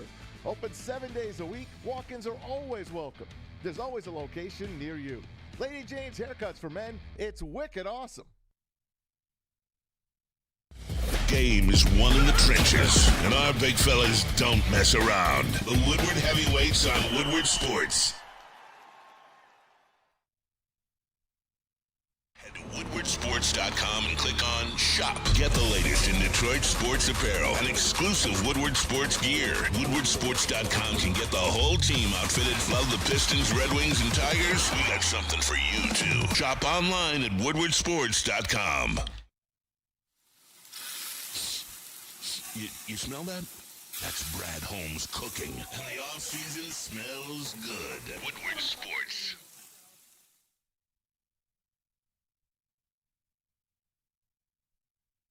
The most talked about Detroit media by other Detroit media. And we love it. It's the Woodward Sports Network.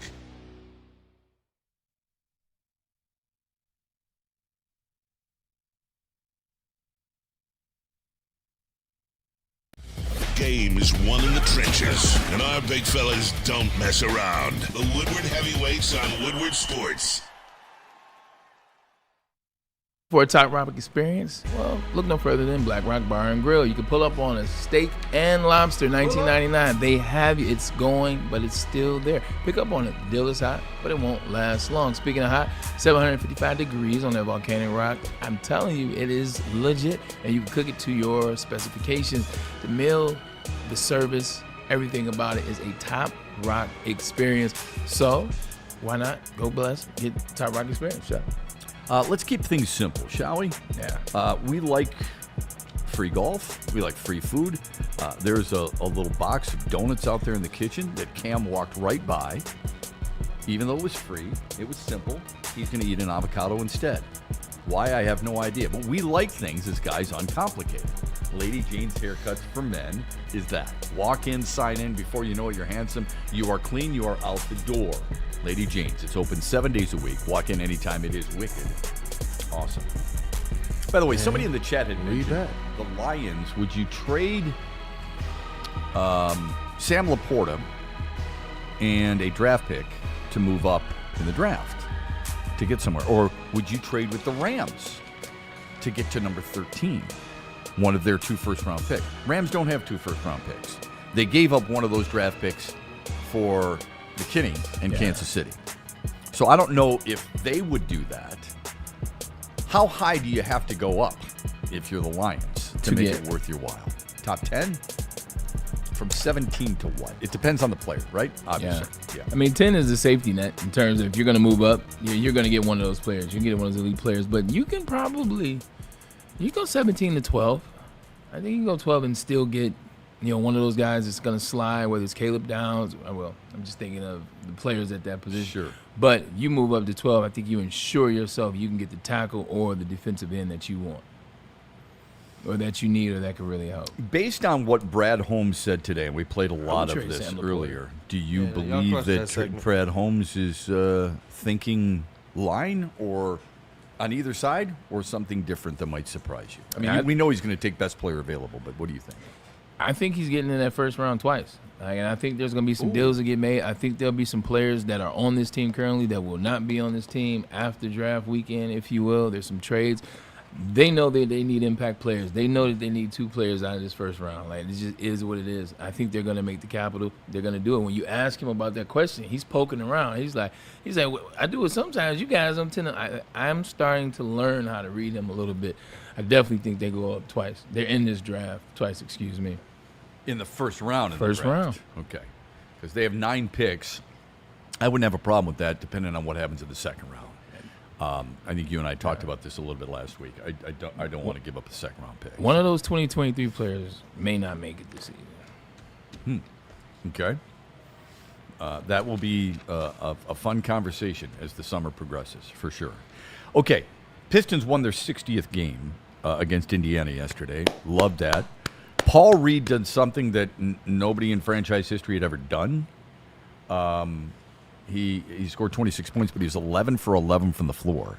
That's the most efficient game by a Piston in the history of the franchise to take at least 10 shots. Dennis Rodman had the record. He was 10 for 10. He also went 4 for 4 from the free throw line. So love what Paul Reed did. Love that anybody who played in that game scored in that game.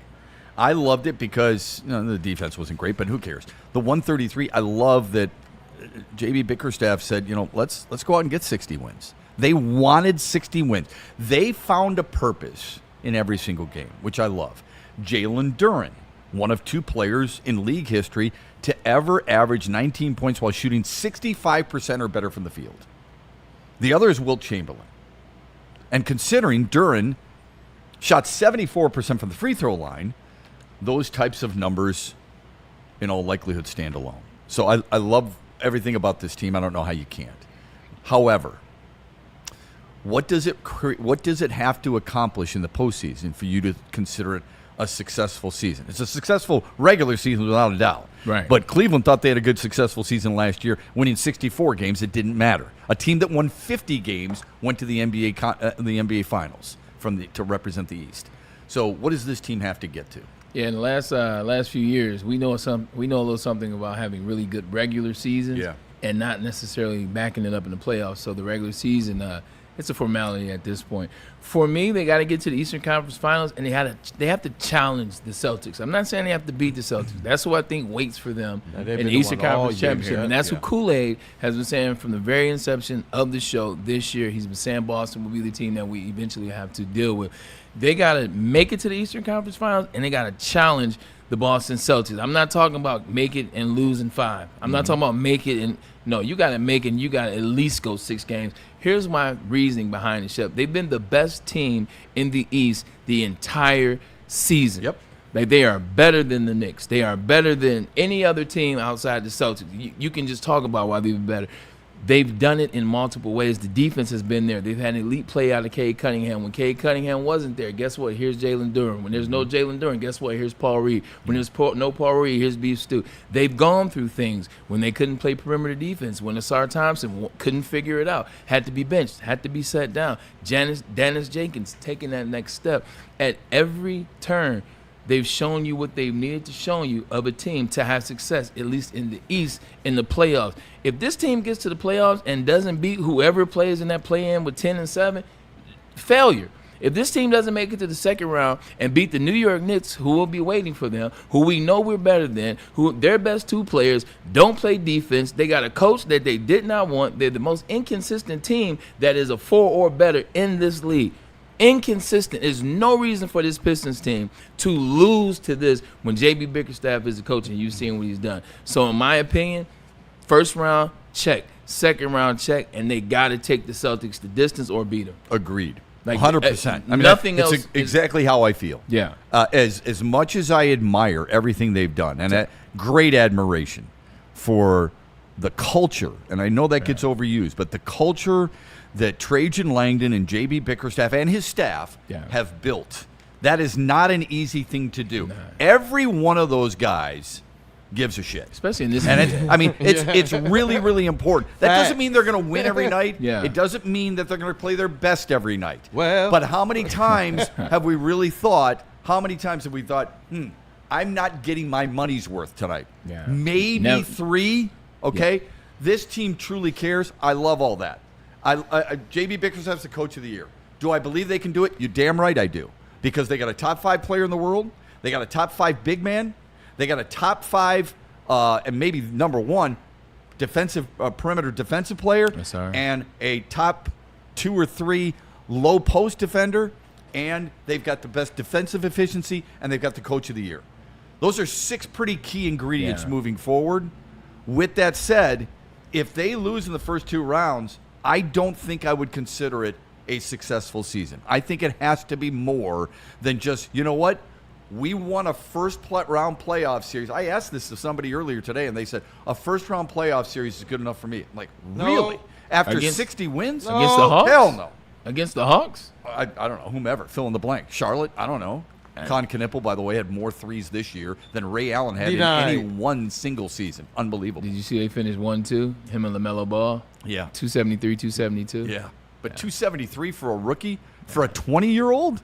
Or 19-year-old? It's crazy. Anyway. Yeah. So, yeah, I mean, I don't care if you beat Charlotte. I expect you to. I don't care if you meet with the Knicks. I expect you to beat the Knicks as well. As long as they have Cade Cunningham. Okay, I'll put that little precursor on it. But I expect them to get to the Eastern Conference Finals, and I think if they don't, then it's disappointing. Yeah, 100%. I think this town has a level of expectation that is tapered off over the years based on, the lack of winning, the lack of, having success. You insert the Detroit Lions, and now it goes up a little bit. Insert the Detroit Tigers. But Lions, then Tigers. Yeah. Like Lions first, then Tigers. But even with that, it's, we made it, we're good, until you're not. Like, we made it, we're good, and then you're looking at the Lions like, what's going on? Like, what's the difference? You're looking at the Tigers like, oh, come on, school, stay in the game. You get past them, you move to the next point. So expectation levels need to go up, and it's not unreal. Because if this team is to, even if they lost in the second round, they win the first round, lose in the second round, or they win in the first 2 rounds and get blown out in the third round, these 60 games mean nothing. For 60 wins, yeah. Well, the 60 games they won. Gotcha. Yeah, there you go. They mean absolutely nothing if you can't capitalize on it in the playoffs and take your game to the next level. So the wins were great. And it was amazing to watch, especially considering where we were 2 years ago. Yeah. But expectations are given to people that are believed in. Mm-hmm. See, if we didn't have expectations in this Pistons team, we wouldn't believe in them. So it's not that big a deal. But we believe in you. We believe in what you've done. We believe in what you show consistently. So why can't we say, hey? Yeah, we're acting like – I think there's too many people who feel like, oh, man, it's just the expectations are a bad thing. I think the expectations are a good thing. I think it's a compliment to players and coaches when you expect it, if it's warranted.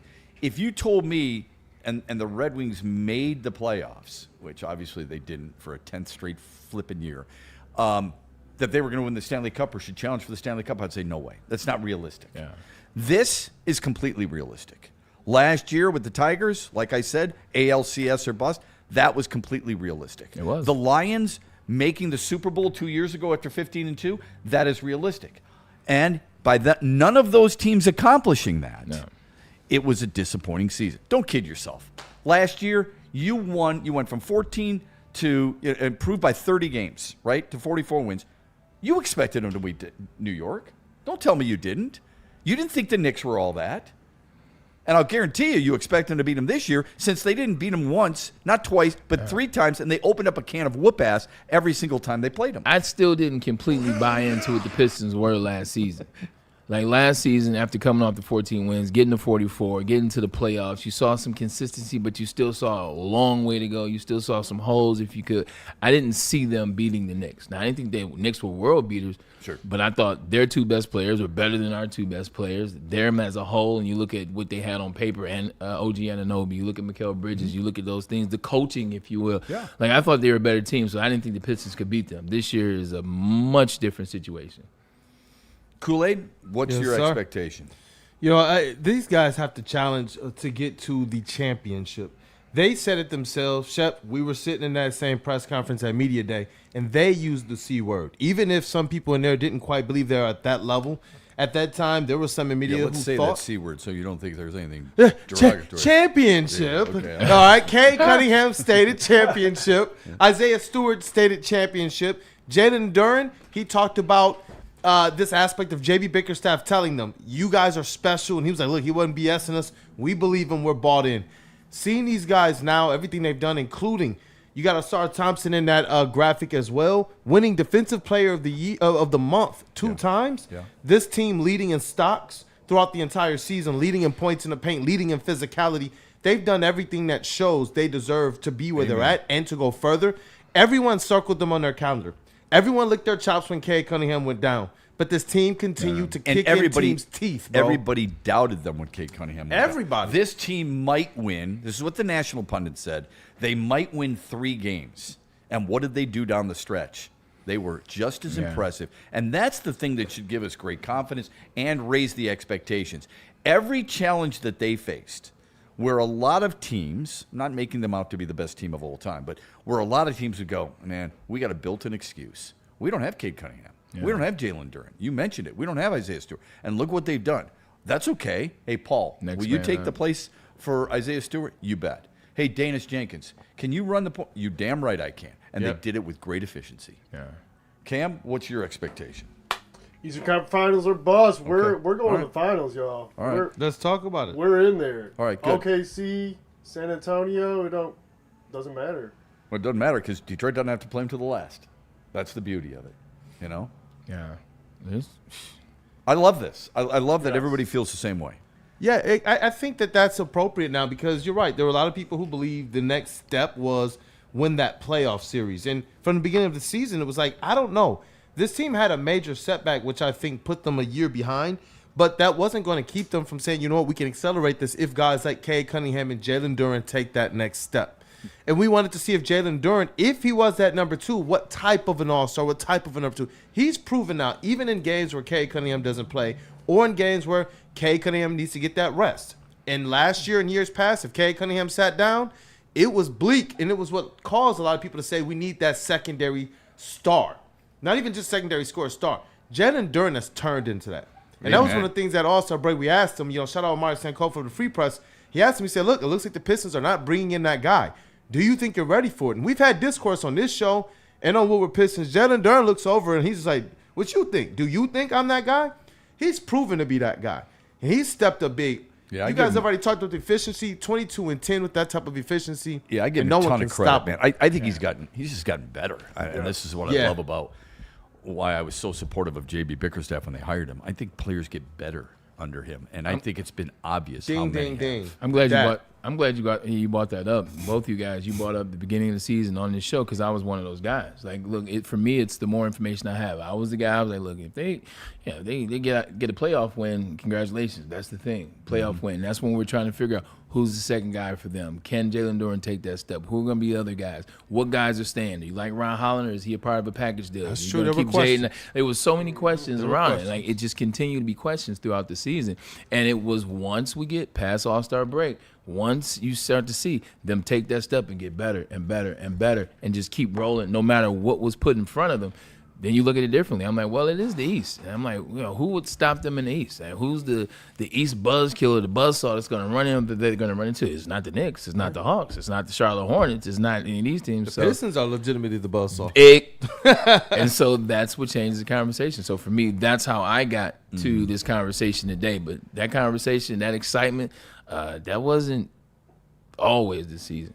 Yeah, I get why some people felt like I don't think you ever doubted necessarily, but you needed more proof. Yeah. And there's nothing wrong with that. Let's get to some super chats before we're out of here. It's 5 to the top of the hour. The heavyweights coming up at 5 o'clock here on Woodward Sports. But before we get to the super chats, how about this from Massage Chair and Supreme Lending here on the Braylon Network Show.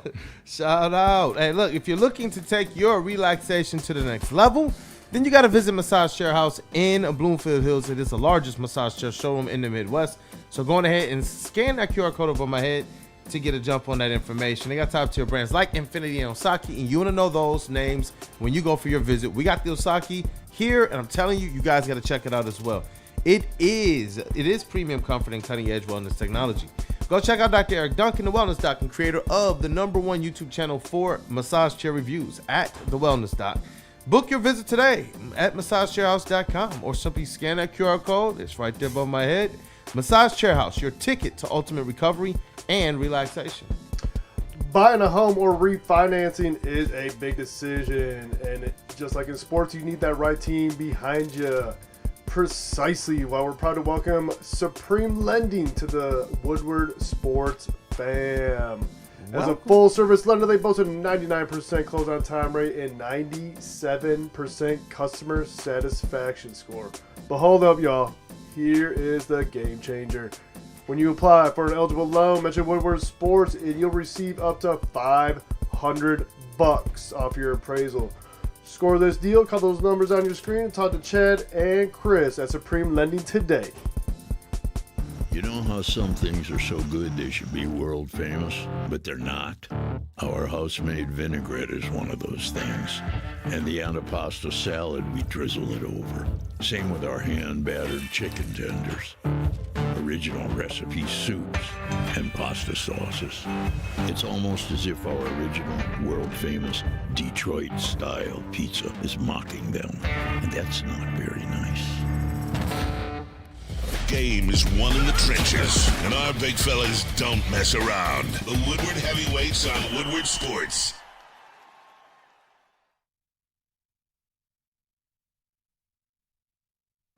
And we back. What up, though, people? Welcome back, and thank you guys for supporting the Braylon Edwards Show with Shep and crew. If you didn't get the opportunity to, go ahead and smash that like button. But we appreciate the ones that did and the ones that sent in on Super Chat, so we're going to get to them. And shout out to my guy. He sent in his first Super Chat of the day. That is Freddie Felt. He says, welcome back, Kool-Aid. And shout out Cam, the sweet man, Heart. Hey, I love it, man. The no stash, you got it going on. Shout out Freddie Felt. Appreciate you. Yeah, and shout out, because you know what? I got to actually, I think I talked to or heard from all you guys over the break, and including Mr. Freddie Felt, too. So while I was off, man, it was cool to be able to tap in with him and to get that support. Ryan's reaction, 199 Super Chases. Is it just me, or is Brad's demeanor seem defeated? I wonder. I won't say defeated. I will say, I'm not gonna say nothing. It's 10 days to the draft. The man's probably just seems very reserved to me. He does. Like, I don't know if I'd go so far as to say defeated. He looks like somebody. I think we're looking for something sometimes that I don't think people in that position, at least him, ever will give up. I think they're continuing to strive, so I would not use the word defeated. Yeah. Too much respect for people who have that. Agreed. And energy did shift fast, though, when I asked that one question. Whatever it was, he snapped out of it for that comment. Agreed. There was a couple answers that make it seem as if maybe there is somebody just above his head who's kind of setting or charting his course. Careful? Is that a good word to be used? That might be the word. Very careful. He's being just careful, cautious. We did the best we could. With and we maximized the resources available to us. That will be the soundbite that sticks out in my head. Yeah, I think it's going to be something we're going to be talking about for a long time, much like we good. He looks like a kid who got like the shoes, but mom was like, "Be happy with that. No, I'm not getting you the shorts you don't need as the jersey, well." you don't Like, need the whole fit. you see what I'm saying? That's what it felt like to me. It's like, come on, I got you the video game. Yeah, mom, but you forgot to buy the system. I'm sitting here looking at NBA Jam, waiting for my Super Nintendo. Like, it'd be nice to be able to put this cartridge in. That's what it is. The only time I can play is if I go over to Cam's house. Exactly. All right. You got to tell your boys, hey, look, I got the game, but can you bring your 2 controllers? I ain't got no controllers. I've been in that situation. The controller was a real thing. The friend with multiple controllers was the guy in the neighborhood. What? 5,000. N64. Shout out James GoldenEye. Hey, dog. You already My know God, I was right. 1,000. Dante 151 with the $4.99. Trying to get the free throws going. Yeah. I used to hate shooting videos on that. Or shooting free throws. Dante 151 with the like $4.99 super chat. He says, "Welcome back, Kool-Aid. Did you see Welcome the 23 back. seconds of Mikal Bridges yesterday? Very exciting stuff to see. LOL, what a joke. I'm going to go and check that stuff out. But thank you, Dante 151 and chat family. Saw you guys with the welcome messages. And as always, appreciate you all for supporting. I'm glad you said it, Mikal Bridges. This is one thing I want to know, Shep, Kool-Aid, Cam. Like, why isn't the city of New York, why isn't the fan base of the New York Knicks, why aren't they as hard on Mikal Bridges in that situation as they should be? I don't know how they're reacting to it, so I don't know. They're protecting. The team is protecting him. It's weird. Because you know who it is. I can go back into that. They're all his college teammates. Also, too, you know who the GM is, and you know who's on the staff. You know who pulls all the decisions. It's Jalen Brunson. Yeah. But 5 first-round picks for Mikal Bridges. I know. That's nuts. Who does not produce. Like, it ain't even, at the end of the day, it's not his fault. Like, no one told him to give up 5 picks for you. That was stupid. But, jeez. I think, but I do think there are. I don't think New York, and I'm not sticking up for New York. I don't think they're unique. I think a lot of places protect certain players. Mikal Bridges is like not even your. What is he? I guess he'd be your third. Probably your third. I like OG better. Like Josh Hart's like comments OG, turn me off. I've always said that. When Josh Hart was like, "We know who we have," and I'm just like, "Bro, who? It's too many years, too much invested. Like, just come shut on, up bro. and play." I know it's ridiculous. All right, we got to get out of here. A couple of minutes after the top of the hour, the heavyweights at 5 o'clock. It's great to have everybody back. We're back with you tomorrow here on the Braylon Edwards Show. We start our show at 2 o'clock. It's great to have you on board. Have a great Monday, everybody. Lock in. Looking for your daily sports fix? Look no further. Join Braylon Edwards, the University of Michigan legend. Lofting it right corner of the end zone for Braylon, up in the air. Touchdown, Michigan! And Shep. Do you believe this comeback? Your favorite sports commentator as they tackle the hottest topics in the world of sports. Catch the Braylon Edwards Show with Shep. Monday through Friday from 2 to 4 p.m. on the Woodward Sports Network. Get ready to laugh, learn, and love sports like never before.